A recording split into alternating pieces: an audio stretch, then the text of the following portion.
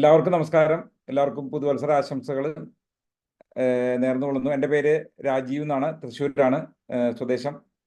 Professionally ഒരു advocate ആണ്. Okay, നമ്മൾ 15 ആഴ്ച നീളുന്ന വലിയൊരു പ്രോഗ്രാം നമ്മുടെ മുന്നിലുണ്ട്. നമ്മൾക്ക് ബേസിക് ആയിട്ട് വേണ്ട, നമ്മൾ ഈ ബിസിനസ്സിൽ വേണ്ട വളർച്ചയ്ക്ക് ആവശ്യമുള്ള എല്ലാ തരത്തിലുള്ള കാര്യങ്ങളും പറഞ്ഞ് നമ്മുടെ ഗ്രേറ്റ് ലീഡേഴ്സാണ് നമുക്ക് പറഞ്ഞു തരുന്ന ഓരോ ആഴ്ചയിലും. അപ്പോൾ അത് ശരിക്കും പറഞ്ഞാൽ കഴിഞ്ഞ ഒരാഴ്ച നമ്മുടെ എല്ലാം ഗ്രേറ്റ് ലീഡർ ആയിട്ടുള്ള GCയുടെ അമരക്കാരനായിട്ടുള്ള അനീഷ് സാറിന്റെ ആ ഒരു സെഷനോടുകൂടിയാണ് തുടങ്ങിയത്. ഈ ആഴ്ച നമുക്ക് വീണ്ടും ഒരു ഡയമണ്ട് ലീഡർ ആയിട്ടുള്ള അനൂപ് സാറാണ് നമുക്ക് വേണ്ടി ഈ ഇന്നത്തെ സെഷൻ എടുത്തു തരുന്നത്. എല്ലാവരും നമുക്ക് ശരിക്കും പറഞ്ഞാൽ GCയുടെ ആ ഒരു ട്രെയിനിങ് പ്രോഗ്രാം തുടങ്ങി ലിങ്ക് ഓപ്പൺ ആയപ്പോൾ തന്നെ ഏതാണ്ട് സെക്കൻഡുകൾക്ക് തന്നെ 1000 പേര് കംപ്ലീറ്റ് ആവുന്നുണ്ട്. ഒട്ടനവധി ആൾക്കാർ പുറത്ത് ഇതിൽ കയറാൻ പറ്റാതെ നിൽക്കുന്നുണ്ട്. എങ്കിൽ പോലും നമുക്ക് ഈ പ്രോഗ്രാം തുടങ്ങേണ്ടതുണ്ട്. എന്തായാലും വളരെ സന്തോഷത്തോടു കൂടി നമുക്ക് ഈ ഒരു പ്രോഗ്രാമിലേക്ക് നമ്മളുടെ എല്ലാം ഗ്രേറ്റ് ലീഡർ ആയിട്ടുള്ള അനൂപ് സാറിനെ ഈ ഇന്നത്തെ സെഷൻ എടുക്കുന്നതിനായിട്ട് ക്ഷണിച്ചുകൊള്ളുന്നു. Please Anoop sir.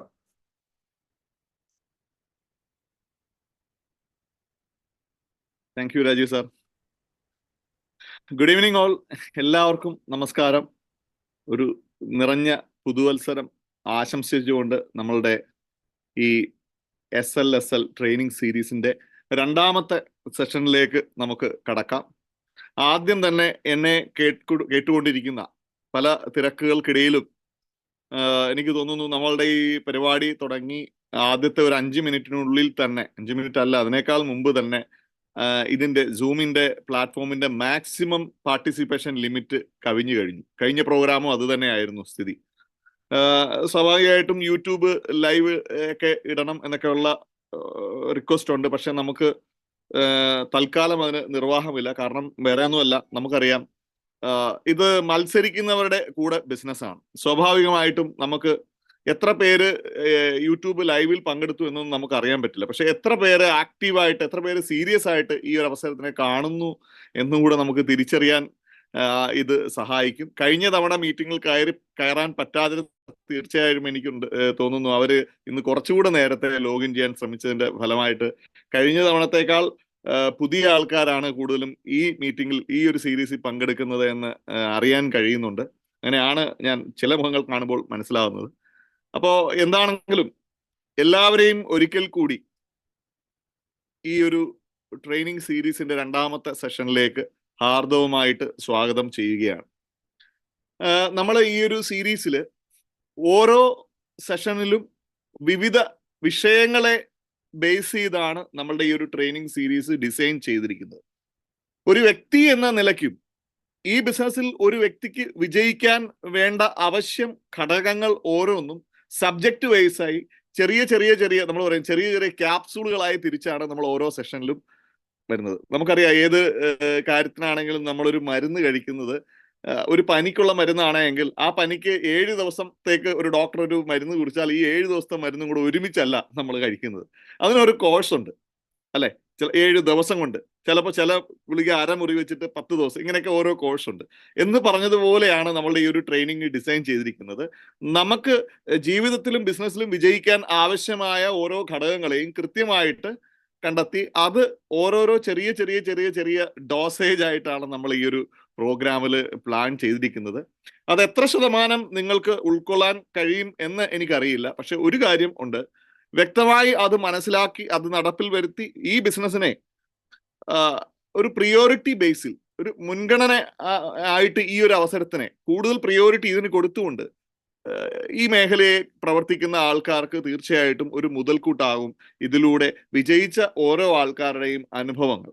കാരണം അവർ വീണവരാണ്, വീണിടത്തു നിന്നും എഴുന്നേറ്റ് നടന്ന് ലക്ഷ്യത്തിൽ എത്തിയവരാണ്. ഒരുപാട് വീഴ്ചകളിലൂടെ വീഴ്ചയും വളർച്ചയും തളർച്ചയും മുമ്പോട്ടുള്ള യാത്രയും ഒക്കെ കണ്ടവരും അതൊക്കെ തിരിച്ചറിഞ്ഞവരും ഒക്കെ ആയതുകൊണ്ട് അവർ വീണ്ടെടുത്ത് തീർച്ചയായിട്ടും നിങ്ങൾ വീഴില്ല എന്ന ഒരു ഉറപ്പോടുകൂടി എവിടെയൊക്കെയാണ് ഇവിടെ നമുക്ക് ചെയ്യേണ്ടത്, എന്തൊക്കെയാണ് ചെയ്യാൻ പാടില്ലാത്തത് എന്നൊക്കെ ഓരോരുത്തർക്കും പറഞ്ഞു തരാൻ കൂടി തയ്യാറായിട്ടുള്ള ആൾക്കാർ തന്നെയാണ്. സോ അതുകൊണ്ട് തന്നെ എല്ലാവർക്കും പ്രയോജനപ്രദമാകും ഇതിന്റെ ആദ്യന്തം. ഏതെങ്കിലും ഒരു സീരീസ് എന്നതുകൊണ്ട്, ഏതെങ്കിലും ഒരു പർട്ടിക്കുലർ എന്നതുകൊണ്ട് നമുക്കത് പ്രയോജനം ചെയ്യും എന്ന് ഞാൻ പറയുന്നില്ല. പക്ഷേ ഈ അങ്ങോട്ടുള്ള 15 ആഴ്ചകളോളം നീളുന്ന ഈ പല ട്രെയിനിങ് വിഷയങ്ങളിൽ അത്രയും വിഷയങ്ങൾ ഒരുമിച്ച് ഒന്നടങ്കം കാണാൻ കഴിയുന്ന ഒരാൾക്ക് തീർച്ചയായിട്ടും അയാളുടെ മുമ്പോട്ടുള്ള ജീവിതത്തിൽ ഏതെങ്കിലുമൊക്കെ തരത്തിൽ വലിയ പ്രയോജനങ്ങൾ ഉണ്ടാക്കുവാൻ ഈ ഒരു സീരീസ് സഹായിക്കും എന്ന് ഞാൻ ഉറച്ചു വിശ്വസിക്കുന്നു.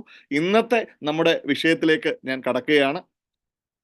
ഒരു 45-50 മിനിറ്റ് പരമാവധി വരുന്ന ഒരു ചെറിയ സബ്ജക്റ്റ് ആണ്. ഒരു പരമാവധി ഒരു 50 മിനിറ്റ് അല്ലെങ്കിൽ 45 മിനിറ്റിനുള്ളിൽ ചുരുക്കുക എന്നതാണ് ഞാൻ ഉദ്ദേശിച്ചിരിക്കുന്നത്. മറ്റൊന്നുമല്ല, വളരെ ചെറിയൊരു സബ്ജക്റ്റ്, പക്ഷെ വളരെ വലിയ ഒരു അർത്ഥമുള്ള സബ്ജക്റ്റ്. വേറൊന്നുമല്ല, ക്യാരക്ടർ, സ്വഭാവം. നമ്മൾ കേട്ടിട്ടുണ്ട് സ്വഭാവം, അല്ലെ? അവന്റെ സ്വഭാവം അങ്ങനെയാണ്, ഇവന്റെ സ്വഭാവം അങ്ങനെയാണ് എന്നൊക്കെ നമ്മൾ ഇങ്ങനെ പലരെ കുറിച്ചും പറയാറുണ്ട്. ഈ സ്വഭാവം എന്ന വാക്ക്, ഞാൻ എൻ്റെ സബ്ജക്റ്റ് തന്നെ മലയാളമായിരുന്നു, അതുകൊണ്ട് തന്നെ പലപ്പോഴും ഞാൻ തന്നെ ചിന്തിച്ചിട്ടുണ്ട്, ഈ സ്വഭാവം എന്നൊരു വാക്ക് സത്യത്തില് നമുക്ക് വേണ്ടിയിട്ട് ഉണ്ടാക്കിയതാണോ എന്ന്. മറ്റുള്ളവരാണ് ഈ സ്വഭാവത്തെ കൂടുതൽ, അതായത് എൻ്റെ സ്വഭാവത്തെ എന്നേക്കാൾ കൂടുതൽ മറ്റുള്ളവരെ വിലയിരുത്തുന്നു, അല്ലെങ്കിൽ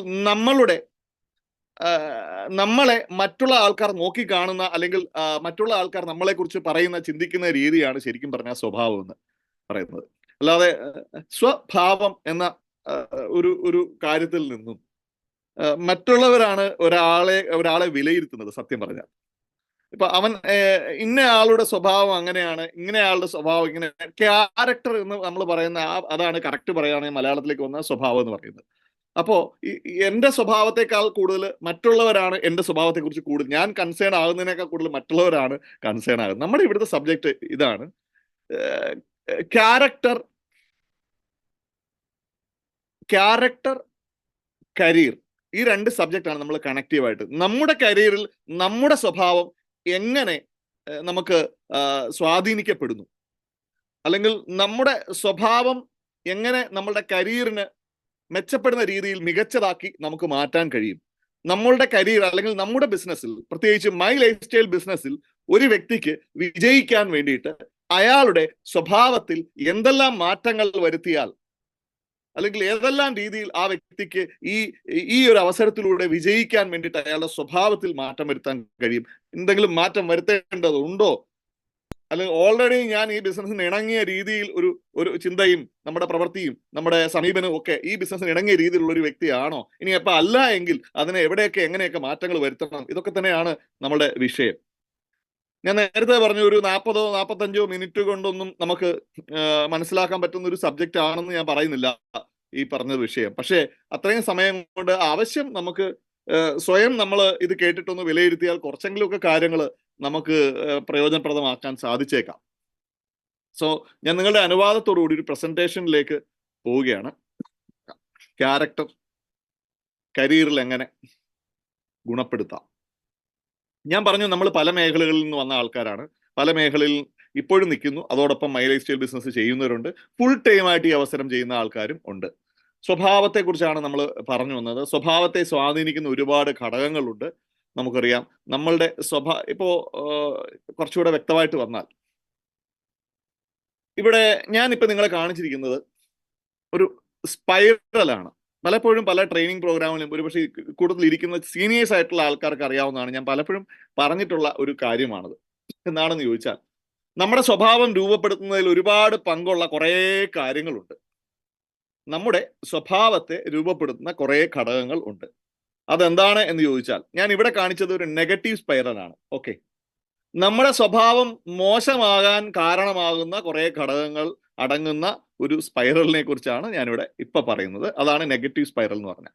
രാവിലെ എണീക്കുമ്പോൾ തുടങ്ങി നമ്മുടെ എന്താ പറയാ, മോർണിംഗ് ടു ഈവനിങ് നമ്മുടെ ചിന്തയെയും പ്രവൃത്തിയെയും ഒക്കെ സ്വാധീനിക്കുന്ന കുറെ ഘടകങ്ങളാണ്. കറക്റ്റായിട്ട് പറഞ്ഞാൽ, ഒരു വ്യക്തി രാവിലെ എണീറ്റ് കഴിഞ്ഞാൽ, അവനവന്റെ പ്രഭാത കൃത്യങ്ങളെല്ലാം കഴിഞ്ഞു കഴിഞ്ഞാൽ അവൻ പ്രവർത്തിക്കാൻ ആവശ്യമായ ഊർജം കിട്ടുന്നതിനായിട്ട് അവൻ ചെയ്യുന്ന ഒരു കാര്യമുണ്ട്. എന്താണ്? ഭക്ഷണം കഴിക്കുക, അല്ലെ? അന്നവിചാരം മുന്നവിചാരം എന്ന് നമ്മൾ പറയും. കാരണം ഒരാളുടെ പ്രാഥമിക ആവശ്യങ്ങളിൽ വളരെ പ്രധാനപ്പെട്ടത് തന്നെയാണ്, പ്രാഥമിക ആവശ്യങ്ങളിൽ പ്രധാനപ്പെട്ടത് തന്നെയാണ് ഭക്ഷണം എന്നുള്ളത്. അപ്പോ അവൻ ശ്വസിക്കുന്ന വായുവും ജലവും ഒക്കെ കഴിഞ്ഞാൽ, അത് അല്ലെങ്കിൽ വായു കഴിഞ്ഞാൽ അവൻ ഏറ്റവും പ്രധാനപ്പെട്ട ഒരു അത്യന്താപേക്ഷിതമായ ഒരു കാര്യമാണ് ആഹാരം എന്ന് പറയുന്നത്. അത് നമ്മുടെ ശരീരത്തിന് ആവശ്യമായ ഒരു കാര്യമാണ്, നമ്മളെ പ്രവർത്തിപ്പിക്കാൻ ആവശ്യമായ ഒരു കാര്യമാണ്. അതുപോലെ തന്നെ നമ്മുടെ മനസ്സിന് ലഭിക്കേണ്ടുന്ന ആഹാരം ആണ് നമ്മുടെ ചിന്തകൾ എന്ന് പറയുന്നത്. ഞാൻ പറഞ്ഞു വന്നത്, ഈ നെഗറ്റീവ് സ്പൈറലിലൂടെ കടന്നു പോകുന്ന ഒരാൾക്ക് എപ്പോഴും അത്ര തൃപ്തികരമല്ലാത്ത ഒരു സ്വഭാവമായിരിക്കും ഉണ്ടായിരിക്കുന്നത് എന്ന് മറ്റുള്ളവർ വിലയിരുത്തും. അദ്ദേഹത്തിനും അത് അനുഭവപ്പെടാൻ സാധിക്കാറുണ്ട്. എന്താണെന്ന് ചോദിച്ചാൽ, എപ്പോഴും നമ്മുടെ സ്വഭാവ രൂപീകരണത്തിൽ ഏറ്റവും പ്രധാനപ്പെട്ട പങ്ക് വഹിക്കുന്ന ഒരു കാര്യമാണ് നമ്മുടെ ചിന്തകൾ എന്ന് പറയുന്നത്. നമ്മുടെ തലച്ചോറിന് നമ്മൾ കൊടുക്കുന്ന ആഹാരമാണ് നമ്മളുടെ ചിന്തകൾ എന്ന് പറയുന്നത്. രാവിലെ എണീറ്റ് കഴിഞ്ഞാൽ നമ്മളുടെ ചിന്തകൾ നെഗറ്റീവായിട്ടാണ് പോകുന്നതെങ്കിൽ ആ നെഗറ്റീവായ ചിന്തകൾ നമ്മുടെ പെരുമാറ്റത്തിലും ഉണ്ടാകും. സ്വഭാവത്തിന്റെ ഒരു എന്താ പറയാ, നമുക്ക് സ്വഭാവത്തിന്റെ ഒരു റിഫ്ലക്ഷനാണ് നമ്മുടെ പെരുമാറ്റം എന്ന് പറയുന്നത്, അല്ലെ? ചില ആൾക്കാരുണ്ട്, ഉള്ളിൽ ഒന്നുണ്ടായിരിക്കും, പുറത്ത് വേറെ ഒന്നായിരിക്കാം. ഉള്ളിൽ ഒന്ന് ചിന്തിക്കും, പുറത്ത് വേറെ. അതല്ല ഞാൻ ഉദ്ദേശിച്ചത്. പക്ഷെ എത്രയൊക്കെ ആണെന്ന് പറഞ്ഞാൽ നമ്മുടെ ഉള്ളിൽ എന്തെല്ലാം ആണെങ്കിലും വാക്കുകളിലൂടെ അല്ലെങ്കിൽ നാളെ പ്രവൃത്തിയിലൂടെ ആണെങ്കിൽ പോലും, ഇപ്പോഴല്ലെങ്കിൽ കുറച്ച് കഴിഞ്ഞാണെങ്കിലും നമ്മൾ പറയും തനി ഗുണം കാണിച്ചു എന്ന്, അല്ലെ? നമ്മളിങ്ങനെ കൊളോക്കിയലായിട്ട് പറയാറുണ്ട്. ശരിയാണ്. ഒരാള് മനസ്സിലൊന്ന് വെച്ചോണ്ട് പുറത്ത് അത് കാണിക്കുന്നില്ല, പുറത്ത് പറയുന്നില്ലായിരിക്കും, പക്ഷെ ഇന്നല്ലെങ്കിൽ നാളെ അയാളുടെ പ്രവൃത്തിയിലൂടെ അയാളുടെ തനി നിറം നമുക്ക് മനസ്സിലാകുന്നതായി നമ്മൾ കാണാറുണ്ട്, അല്ലെ? അപ്പോ ഇത്രയേ ഉള്ളൂ. നമ്മുടെ ചിന്താഗതി, മോശം ചിന്താഗതി മോശം പെരുമാറ്റത്തെയും മോശം പ്രവൃത്തിയെയും സൃഷ്ടിക്കുന്നു, അല്ലെങ്കിൽ മോശം പ്രവൃത്തിക്കും മോശം പെരുമാറ്റത്തിനും കാരണമാകുന്നു. അത് അവിടെ നിന്നും മോശം ശീലങ്ങളിലേക്ക് നമ്മളെ നയിക്കുന്നു. മോശം ശീലങ്ങളിലേക്ക് നമ്മളെ നയിക്കുമ്പോൾ, ശീലങ്ങൾ എന്ന് പറഞ്ഞാൽ എന്താണെന്നുള്ളത് നമുക്കറിയാം. തുടർച്ചയായി നമ്മൾ അനുവർത്തിക്കുന്ന കാര്യങ്ങളാണ് നമ്മുടെ ശീലങ്ങൾ. ശീലങ്ങളെ കുറിച്ച് ശാസ്ത്രം പോലും പറയുന്നുണ്ട്. തുടർച്ചയായി 20 ദിവസം നമ്മൾ ചെയ്യുന്ന ഏതൊരു കാര്യവും, നല്ലതാണെങ്കിൽ നല്ലത്, ചീത്തയാണെങ്കിൽ ചീത്തത്, അത് പിന്നീട് ഒരു ഹാബിറ്റ് ആയിക്കോളും. പിന്നെ അത് യാന്ത്രികമായി അതങ്ങ് പൊയ്ക്കോളും. പിന്നെ നമ്മൾ നിർത്താൻ ഇച്ചിരി പാടുപെടും എന്ന് പറയുന്ന കണക്ക്. റെഗുലറായി മദ്യപിക്കുന്ന ഒരാൾ അതിന്റെ ശീലത്തിന് അടിമയാവും. റെഗുലറായി പുകവലിക്കുന്ന ഒരാൾ അതിൽ നിന്ന് പുറത്തു കിടക്കാൻ ഇച്ചിരി പാടുപെടും, നമുക്കറിയാം. അപ്പോൾ അത്തരത്തിൽ നമ്മുടെ ചിന്താഗതി, നമ്മുടെ തലച്ചോറിന് കൊടുക്കുന്ന ആഹാരം സ്വാഭാവികമായിട്ടും നമ്മുടെ വാക്കിനെയും നമ്മുടെ പ്രവൃത്തിയെയും ഒക്കെ അത് സ്വാധീനിക്കും.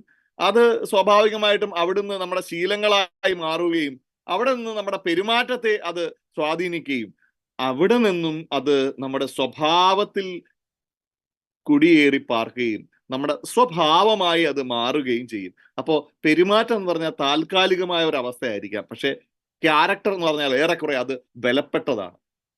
മനസ്സിലാവുന്നുണ്ടോ എന്ന് എനിക്കറിയില്ല. നമ്മളുടെ പെരുമാറ്റം എന്ന് പറഞ്ഞാൽ ചിലപ്പോൾ താൽക്കാലികമായേക്കാം, പക്ഷെ നമ്മുടെ സ്വഭാവം എന്ന് പറയുന്നത് ആ വരുന്ന ഒരു കാര്യം കയറി കുടിയേറുന്ന ഒരു, എന്താ പറയാ, ഒരു കാര്യം, നമ്മുടെ ഈ ബിഹേവിയറിന്റെ വീടാണ് ശരിക്കും പറഞ്ഞ ക്യാരക്ടർ എന്ന് പറയുന്നത്. മനസ്സിലായോ? ബിഹേവിയറിന്റെ വീടാണ് നമ്മുടെ സ്വഭാവത്തിന്റെ പെരുമാറ്റത്തിന്റെ വീടാണ് ക്യാരക്ടർ എന്ന് പറയുന്നത്. പെരുമാറ്റം വന്ന് കയറി കുടിയേറുന്നത് ഈ സ്വഭാവത്തിലാ. അപ്പോ ഈ വീട് എപ്പോഴെപ്പോഴും മാറാൻ പറ്റുന്ന ഒരു കാര്യമാണോ? അല്ല, ഏറെക്കുറെ അത് സ്ഥിരമാ. അപ്പോ പിന്നെ ഇത് മാറ്റാം, അതിനകത്ത് നമ്മൾ കുറച്ച് പണിപ്പെടേണ്ടി വരും. അപ്പം പറഞ്ഞു ഇത്രേ ഉള്ളൂ. നമ്മുടെ നെഗറ്റീവ് ചിന്തയിലൂടെ നമ്മുടെ നെഗറ്റീവായ വാക്കുകളും പ്രവൃത്തിയും, പിന്നെ നെഗറ്റീവായ ശീലങ്ങളും നെഗറ്റീവായ പെരുമാറ്റവും നെഗറ്റീവായ സ്വഭാവവും രൂപപ്പെടുന്നു. അപ്പോൾ എന്തു പറ്റും? നമ്മുടെ വിധിയും സ്വാഭാവികമായിട്ടും നെഗറ്റീവായ ജീവിത വിധിയിലേക്ക്, റിസൾട്ടില് at the end of the day നമുക്ക് നമ്മുടെ റിസൾട്ട് എന്ന് പറയുന്നത് നെഗറ്റീവ് റിസൾട്ട് ആവും. അപ്പൊ എന്താ സംഭവിക്കുന്നത്? ഈ നെഗറ്റീവായ റിസൾട്ടിലേക്ക് വന്നു കഴിയുമ്പോൾ സ്വാഭാവികമായിട്ടും ആ റിസൾട്ടിൽ നിന്നും കൂടെ നമുക്കുണ്ടാകുന്ന നമ്മുടെ ഒരു എക്സ്പീരിയൻസ് ഉണ്ട്. അതിൻ്റെയും കൂടെ ബേസിൽ പിന്നെ അത് മറ്റതിനേക്കാൾ എക്സ്ട്രീം നെഗറ്റിവിറ്റിയിലേക്ക് നമ്മുടെ ചിന്ത പോകും. ഞാൻ ഇന്ന് രാവിലെ എണീറ്റപ്പോൾ എൻ്റെ മൈൻഡ് നെഗറ്റീവ് ആയിരുന്നു എങ്കിൽ, നിഷേധാത്മകമായ മനോഭാവമായിരുന്നു എങ്കിൽ, എൻ്റെ വാക്കുകളിലും ഞാൻ പെരുമാറുന്ന ആൾക്കാരോടും അത്തരത്തിൽ അതനുസരിച്ചുള്ള വാക്കും പ്രവൃത്തിയും ഞാൻ കാണിച്ചു. അതങ്ങനെ തുടർച്ചയായി ഞാൻ കുറച്ച് ദിവസം ചെയ്തു കഴിഞ്ഞപ്പോൾ അതെന്റെ ഒരു ശീലമായിട്ട് മാറി. ഞാൻ പോലും അറിയുന്നില്ല ഞാൻ ചെയ്യുന്നത്, പ്രവർത്തിക്കുന്നതൊക്കെ നെഗറ്റീവായിട്ടാണ്. രാവിലെ ഉണർന്നെണീറ്റ് പത്രത്തിലൂടെ ആയിരിക്കാം, ചിലപ്പം മറ്റെന്തെങ്കിലും ചിന്തയിലൂടെയൊക്കെ ആയിരിക്കാം, നെഗറ്റീവായ ഒരു ചിന്തയായിരിക്കാം നമ്മുടെ ഉള്ളിൽ വന്നിരുന്നത്. അപ്പോ തൊട്ടടുത്ത് ചായ കൊണ്ടു തന്ന ഭാര്യയോട് നമ്മൾ ചിലപ്പോ അത് എക്സ്പ്രസ് ചെയ്യുന്നിരിക്കും. ചിലപ്പോ ചായ കുറ്റം പറഞ്ഞായിരിക്കും, അല്ലെങ്കിൽ ഇന്നലെ എന്തെങ്കിലും കാര്യം പറഞ്ഞ് അതിന്റെ ബാക്കി ഒരു കാര്യം വാലയിൽ പിടിച്ചായിരിക്കും നമ്മൾ വഴക്കിടുന്നത്. അവിടെ നിന്നും സ്വാഭാവികമായിട്ടും നമ്മളിൽ നിന്നും ആ ഒരു നെഗറ്റിവിറ്റി ആരിലേക്ക് പോയി, ആ ഒരു ടോക്സിസിറ്റി ആരിലേക്ക് പോയി? ഭാര്യയിലേക്ക് പോയി. ഭാര്യയിൽ നിന്നും സ്വാഭാവികമായിട്ടും അതിന്റെ റിഫ്ലക്ഷൻ അവിടെ ഉണ്ടാവും. അവർ എന്താണ് ചെയ്യുന്നത്? ഉറങ്ങിക്കിടക്കുന്ന നിഷ്കളങ്കരായ കുട്ടികളുടെ നേരെ അത് കാണിക്കും. എണീറ്റ് എത്ര നേരമായി കിടന്നുറങ്ങിയിട്ട് എന്ന് പറഞ്ഞിട്ട് കുട്ടികളുടെ നേരെ അവർക്ക് അന്ന് സ്കൂൾ പോലും കാണത്തില്ല. ഇച്ചിരി ചിലപ്പോൾ 6 മണി ആയിട്ടുള്ളായിരിക്കും. ഓക്കെ, സാധാരണഗതിയിൽ 7 മണിക്ക് എഴുന്നേൽക്കേണ്ട കാര്യമേ കുഞ്ഞുങ്ങൾക്കുള്ളെങ്കിൽ പോലും അപ്പൊ ആ കുഞ്ഞുങ്ങളോടായിരിക്കും ദേഷ്യം, അല്ലെങ്കിൽ മറ്റെന്തെങ്കിലും കാര്യത്തിലായിരിക്കും. അപ്പോ നിങ്ങളിൽ നിന്നും ഇത് അടുത്ത ആളിലേക്കും അവരിൽ നിന്നും അതിന്റെ അടുത്ത ആളിലേക്കും ഇത് പോകുന്നു. കുട്ടികളിലേക്ക് പോയാൽ, ടോക്സിസിറ്റി പോയാൽ എന്താ പറ്റുക? ഒരു കൊച്ചു കുഞ്ഞിന്റെ അടുക്കൽ, നമ്മൾ നിഷ്കളങ്കരായ കൊച്ചു കുട്ടിയുടെ അടുക്കൽ നമ്മൾ വല്ലാണ്ട് ഷൗട്ട് ചെയ്യുമ്പോൾ ഓട്ടോമാറ്റിക്കലി അവരെങ്ങനെ പോകും? റിസർവ്ഡ് മോഡിലേക്ക് അവർ പോകും. അല്ലെങ്കിൽ സൈക്കോളജിക്കലി കുട്ടികളെ നേരെ ഷൗട്ട് ചെയ്യുന്നത് അത്ര നല്ലതല്ലെന്നാണ് ചൈൽഡ് സൈക്കോളജിസ്റ്റുമാർ പറയുന്നത്. ഇപ്പൊ എനിവേ, ഞാൻ പറഞ്ഞു വന്നത് ഇത്രയേ ഉള്ളൂ. അവിടെ നിന്നും നമ്മളുടെ ആ പ്രവർത്തനം നമ്മളിൽ നിന്നും അടുത്ത ആളിലേക്ക് ഇത് സ്പ്രെഡ് ഔട്ട് ആവുകയാണ്. നമ്മൾ നിൽക്കുന്ന എൻവയോൺമെന്റ്, പരിതസ്ഥിതി നെഗറ്റീവായി മാറുന്നു. ഇത് തുടർച്ചയായി വരുമ്പോൾ ഇത് ഹാബിറ്റ് ആകുന്നു. എന്ത് പറ്റും? ആ കുടുംബത്തിന്റെ തന്നെ സമാധാനം സ്ഥിരമായി നശിക്കാൻ തുടങ്ങും. അവിടെ നിന്നും നമ്മുടെ ഭാര്യയുടെയും പെരുമാറ്റം തിരിച്ചിതുപോലെ നമ്മളിൽ നിന്ന് നേരെ അടുത്ത സമയങ്ങളിൽ പതിയെ ഭാര്യയുടെയും പെരുമാറ്റം നെഗറ്റീവായി തുടങ്ങി. തൊട്ടതിനും പിടിച്ചതിനും ഒക്കെ ദേഷ്യപ്പെടുന്ന അവസ്ഥയിലേക്ക് എത്തി. അവിടെ നിന്നും ഞാൻ പറഞ്ഞു, നമ്മുടെ സ്വഭാവം ഇങ്ങനെയാണ് എന്ന നിഗമനത്തിലേക്ക് നമ്മുടെ വീട്ടുകാരും ഭാര്യയും നമ്മളും അതിലേക്ക് എത്തുന്നു. അവസാനം മൊത്തത്തിൽ കുടുംബത്തിന്റെ സമാധാനം താറുമാറാകുന്നു. പല പല പ്രശ്നങ്ങളിലൂടെ നമ്മൾ കടന്നു പോകുന്ന സ്ഥിതിയിലേക്ക് എത്തുന്നു. എപ്പോഴും നമ്മൾ എന്നും സമാധാനമില്ലായ്മയും വഴക്കും കാര്യങ്ങളും ഒക്കെ വരുമ്പോൾ അതുവഴി ഉണ്ടാകാവുന്ന നമ്മുടെ ബോഡിയിൽ തന്നെ ശരിക്കും ഹാപ്പി ഹോർമോൺസിന്റെ അഭാവം രൂപപ്പെടുന്നു.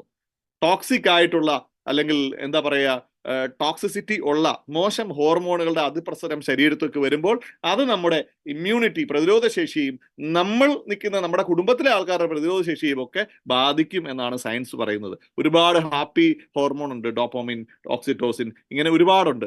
ആ ഹോർമോണുകളൊക്കെ നമ്മുടെ ശരീരത്തിൽ കുറയും. അതൊക്കെ ഉണ്ടെങ്കിൽ നമുക്ക് വല്ലാത്ത എനർജി ഉണ്ടാവും. നമുക്കതുണ്ടെങ്കിൽ നമ്മുടെ കൂടെ ഉള്ളവരിലേക്കും നമുക്കിത് പകരാൻ പറ്റും. പക്ഷെ നമ്മുടെ ശരീരത്തിലുള്ളത് എന്തുവാ? ഓക്സിറ്റോസിൻ അല്ല, കോർട്ടിസോൾ പോലെയുള്ള മോശം ധാരാളമായി വരച്ചു തുടങ്ങിയിട്ടുണ്ട്.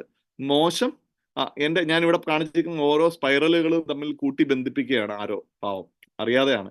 അപ്പോ എനിവേ, അപ്പൊ ഇത്തരത്തിലുള്ള മോശം തോട്ടിലേക്ക് വരുന്നു.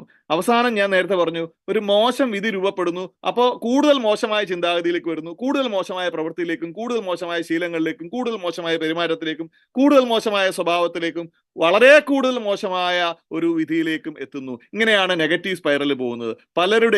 നമ്മളിൽ പല ആൾക്കാരുടെയും ജീവിതത്തിൽ ഇങ്ങനെയാണ് കാര്യങ്ങൾ പോയിക്കൊണ്ടിരിക്കുന്നത് എന്നത് നമുക്ക് സത്യത്തിൽ നമ്മളെ വിഷമിപ്പിക്കുന്ന ഒരു ഘടകമാണ്. അൺഫോർച്ചുനേറ്റ്ലി ഇങ്ങനെയാണ് പലയിടത്തും കാര്യങ്ങൾ പോകുന്നത് എന്നത് ഒരു നഗ്ന സത്യമാണ് എന്ന് പറയേണ്ടി വരും. നമ്മൾ ആലോചിച്ചാൽ പലർക്കും ഒരു ഘട്ടത്തിലൊക്കെ, എന്റെയും അടക്കം ജീവിതത്തിൽ ഉണ്ടായിരുന്ന ഒരു സമയമാണ് ഇത്. നമ്മൾ ഈ നെഗറ്റീവ് സ്പൈറലിലേക്ക് പോയാൽ ഉണ്ടാകുന്ന പ്രശ്നങ്ങൾ. നമുക്ക് പറഞ്ഞ പോയിന്റ് ഇതാണ്. ഈ നെഗറ്റീവ് സ്പൈറലിൽ നിന്നും പോസിറ്റീവ് സ്പൈറൽ നിങ്ങൾക്ക് കാണാൻ കഴിയുന്നുണ്ടല്ലോ. സാറേ കാണാവോ? സാറേ കാണാം. ഇതേ കാര്യം തന്നെ പോസിറ്റീവ് സ്പൈറൽ എന്ന് പറയുമ്പോൾ നമ്മളൊരു പോസിറ്റീവ് ചിന്തയാണ് നമ്മുടെ മനസ്സിന്, അല്ലെങ്കിൽ നമ്മുടെ തലച്ചോറിന് നമ്മൾ പോസിറ്റീവായ ആഹാരം കൊടുത്താൽ, പോസിറ്റീവായ പ്രവൃത്തിയും പോസിറ്റീവായ വാക്കുകളും പോസിറ്റീവായ ശീലങ്ങളും പോസിറ്റീവായ പെരുമാറ്റങ്ങളും പോസിറ്റീവായ അല്ലെങ്കിൽ സന്തോഷകരമായ ഒരു മറ്റുള്ളവരെ സന്തോഷിപ്പിക്കാൻ കഴിയുന്ന വളരെ പോസിറ്റീവായ ഒരു സ്വഭാവത്തിനും ഒക്കെ ഒരു ഉടമയാകാൻ നമുക്ക് കഴിയുകയും അതുകൊണ്ട് തന്നെ ഒരു നല്ല റിസൾട്ട്, ജീവിതത്തിൽ സന്തോഷവും എന്താ പറയാ, ജീവിതത്തിൽ ഒരു എനർജി, ഒരു ഊർജ്ജസ്വലവും ഒക്കെ ആയ ഒരു ജീവിതത്തിൽ ഒരു പേഴ്സണാലിറ്റി ആയി മാറാൻ നമുക്ക് കഴിയുകയും ചെയ്യും. ഞാൻ പറഞ്ഞു വന്നത്, നമ്മുടെ സ്വഭാവത്തെ എങ്ങനെയാണ് നമ്മൾ ശരിയായ രീതിയിൽ രൂപീകരിക്കുന്നത് എന്ന് ചോദിച്ചാൽ അതിന്റെ ആദ്യം തന്നെ ഉള്ള കാര്യമാണ് നമ്മളുടെ ചിന്തയെ നല്ലതാക്കി മാറ്റിയാൽ ബാക്കിയെല്ലാം പുറകെ വരും എന്നുള്ളത്. നജാദ് എന്ന് പറഞ്ഞ ഒരാളുടെ ഫോണിൽ നിന്നാണ് അറിയാതെ ഇത് വരുന്നത്, നജാദ്. അപ്പം അദ്ദേഹം ഒന്ന് ശ്രദ്ധിക്കുക, അല്ലെങ്കിൽ നമുക്ക് അദ്ദേഹത്തിനെ ഇതിന്ന് റിമൂവ് ചെയ്യേണ്ടതായിട്ട് വരും, അറിയാതെ ആണെങ്കിൽ പോലും. കാര്യം ഇടയ്ക്കിടയ്ക്ക് ലൈൻ വരുമ്പോൾ. ഓക്കെ,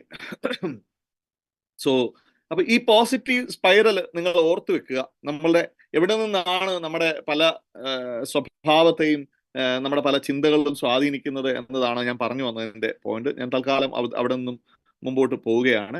അപ്പോൾ നമ്മുടെയൊക്കെ ജീവിതത്തിൽ സംഭവിച്ചുകൊണ്ടിരിക്കുന്ന ഒരു എന്താ പറയാ, വളരെ ചാക്രികമായുള്ള കാര്യമാണ് ഇത്. നമ്മുടെ ചിന്തകൾ നല്ലതാക്കിയാൽ നമ്മുടെ വാക്കുകളും പ്രവൃത്തിയും ശീലങ്ങളും പെരുമാറ്റവും സ്വഭാവവും ഒക്കെ നല്ലതാക്കാൻ കഴിയും എന്നതാണ് ഒരു പൊതു സത്യം. ഇവിടെ ഡയറക്ട് സെല്ലിംഗ് ഇൻഡസ്ട്രിയിൽ നമ്മൾ നിൽക്കുന്ന മൈലേജ് സ്റ്റൈൽ ബിസിനസ്സിൽ നമ്മളുടെ കരിയറിൽ വലിയൊരു പ്രാധാന്യം നമ്മുടെ സ്വഭാവത്തിനുണ്ട്.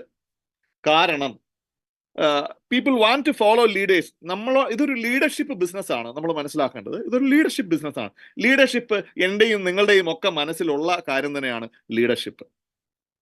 നമ്മളെല്ലാവരും ജന്മനാ ലീഡേഴ്സാണ്. കാര്യം എന്താണ്? നേതാക്കളാണ്.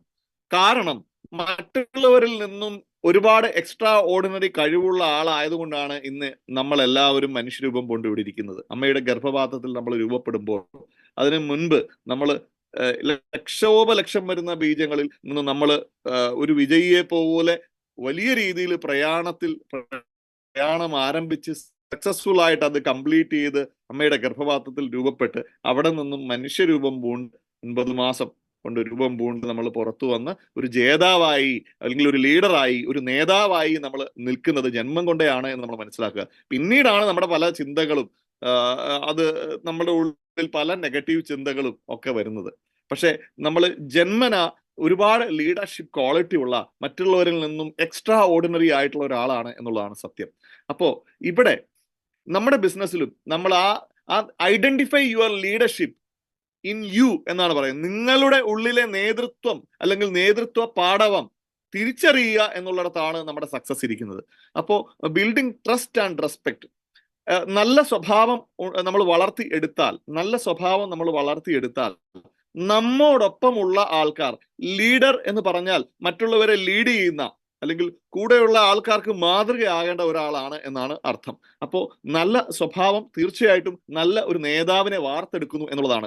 ഒരു മികച്ച നേതാവിന് വേണ്ട ഏറ്റവും പ്രധാനപ്പെട്ട ഒരു ക്വാളിറ്റി കൂടിയാണ് ഈ പറഞ്ഞ നല്ല സ്വഭാവം എന്ന് പറയുന്നത്. സ്വഭാവത്തിൽ ഒരുപാട് ഘടകങ്ങൾ ചേർന്നതാണ് നല്ല സ്വഭാവം എന്ന് പറയുന്നത്. അതിലേക്ക് ഞാൻ എത്താം.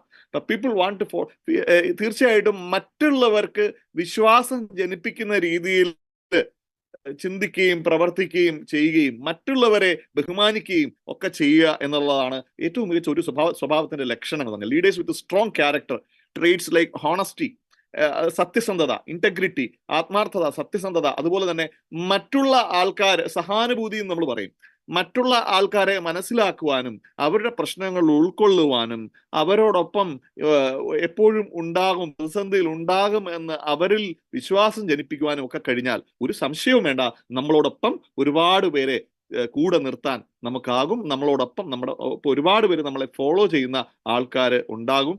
ഒരുപാട് ആൾക്കാരെ നമുക്ക് പ്രചോദിപ്പിക്കാൻ കഴിയും. ഇതിനൊക്കെ കഴിയണം എന്നുണ്ട് എങ്കിൽ നമ്മുടെ ചിന്ത കൊണ്ടും നമ്മുടെ പെരുമാറ്റം കൊണ്ടും നമ്മുടെ സ്വഭാവം കൊണ്ടും നമ്മുടെ പ്രവൃത്തി കൊണ്ടും ഒക്കെ മറ്റുള്ളവരെ സ്വാധീനിക്കാൻ നമുക്ക് കഴിയണം എന്ന് അർത്ഥം. അപ്പോ സ്വഭാവത്തിന് ഉള്ള റോളുകളാണ് നമ്മുടെ കരിയറിൽ. അതാണ് ഞാൻ പറഞ്ഞു വരുന്നത്.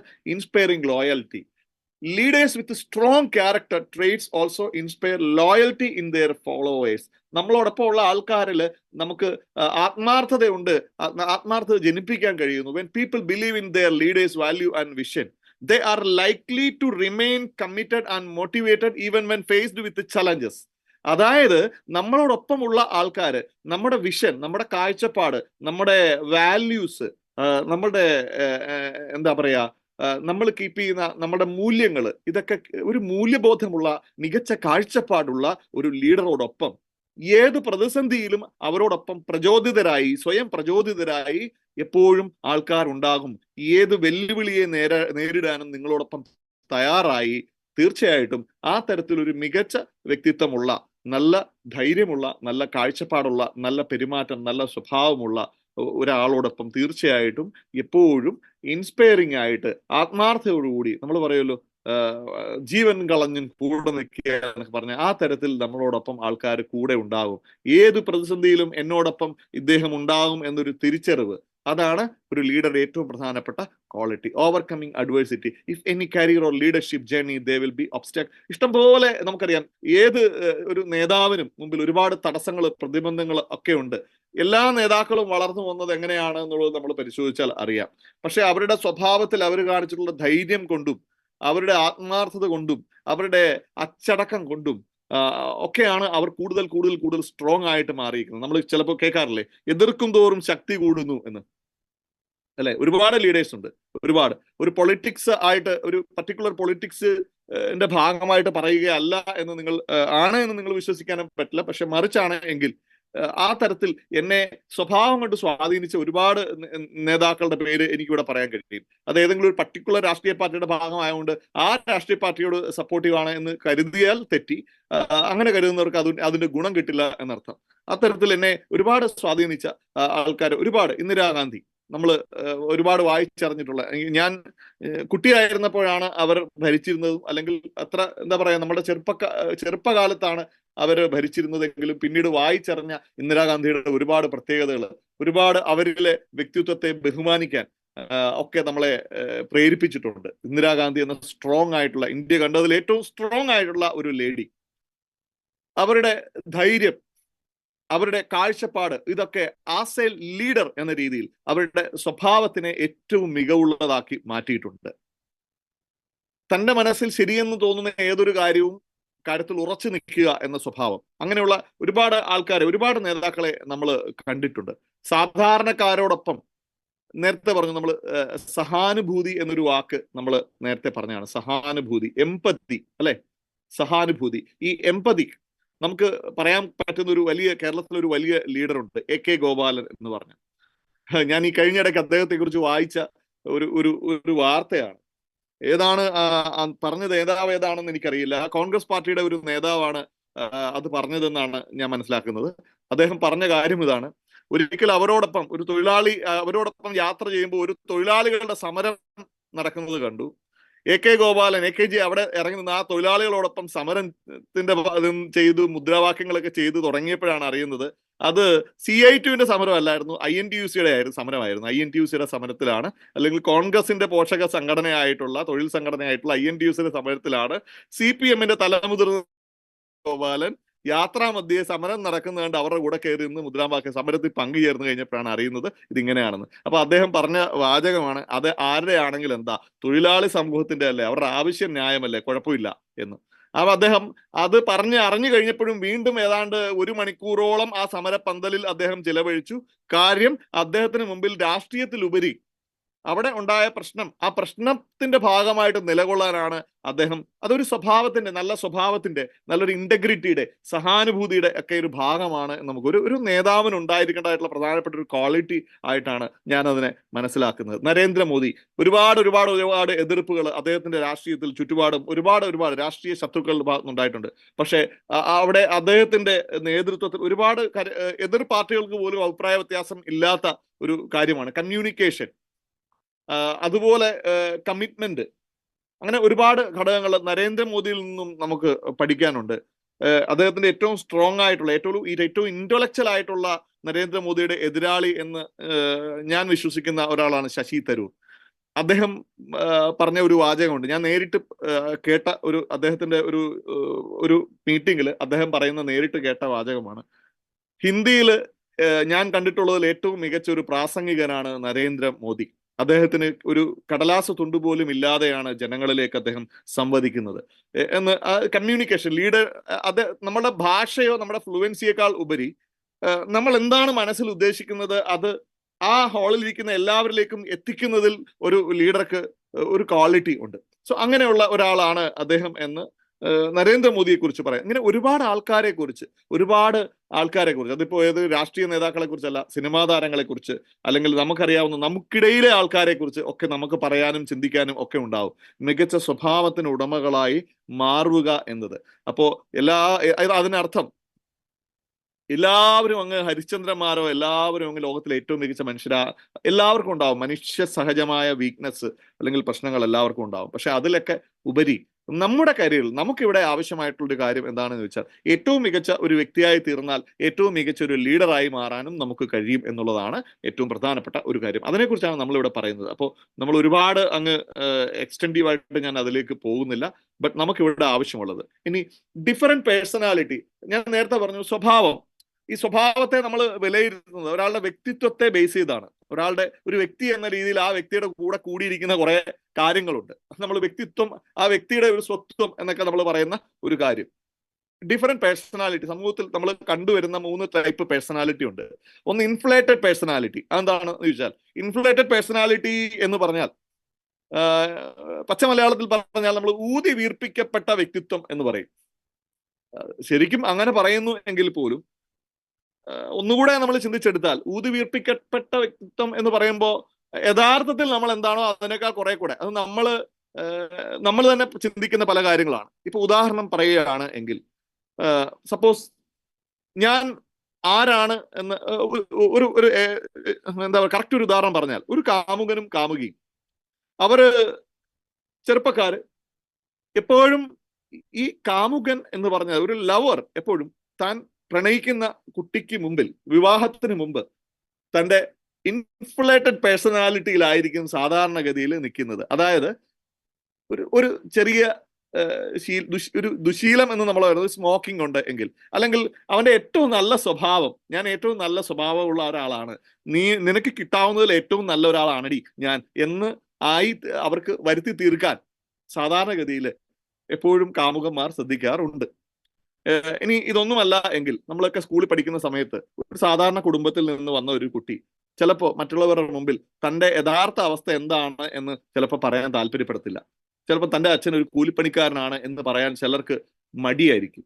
അതിന് പകരം അച്ഛന് കോൺട്രാക്ടർ ആണെന്നോ, അല്ലെങ്കിൽ അച്ഛൻ അങ്ങനെയാണെന്നോ ഇങ്ങനെയാണെന്നോ, അല്ലെങ്കിൽ ചിലപ്പോൾ അച്ഛൻ്റെ ഇൻഫ്ലേറ്റഡ് പേഴ്സണാലിറ്റി ഉള്ള ആൾക്കാരാണ് അവർ. അവർക്കൊരു വല്ലാത്തൊരു ഈഗോ ഉണ്ടാവും. ഞാൻ എൻ്റെ റിയാലിറ്റി പറഞ്ഞു കഴിഞ്ഞാൽ എന്നെ കുറിച്ച് മറ്റുള്ളവർ എങ്ങനെ കരുതും, അല്ലെങ്കിൽ എന്നെ അവരെങ്ങനെ വിലയിരുത്തും, ഇങ്ങനെ ഒരു ചിന്ത.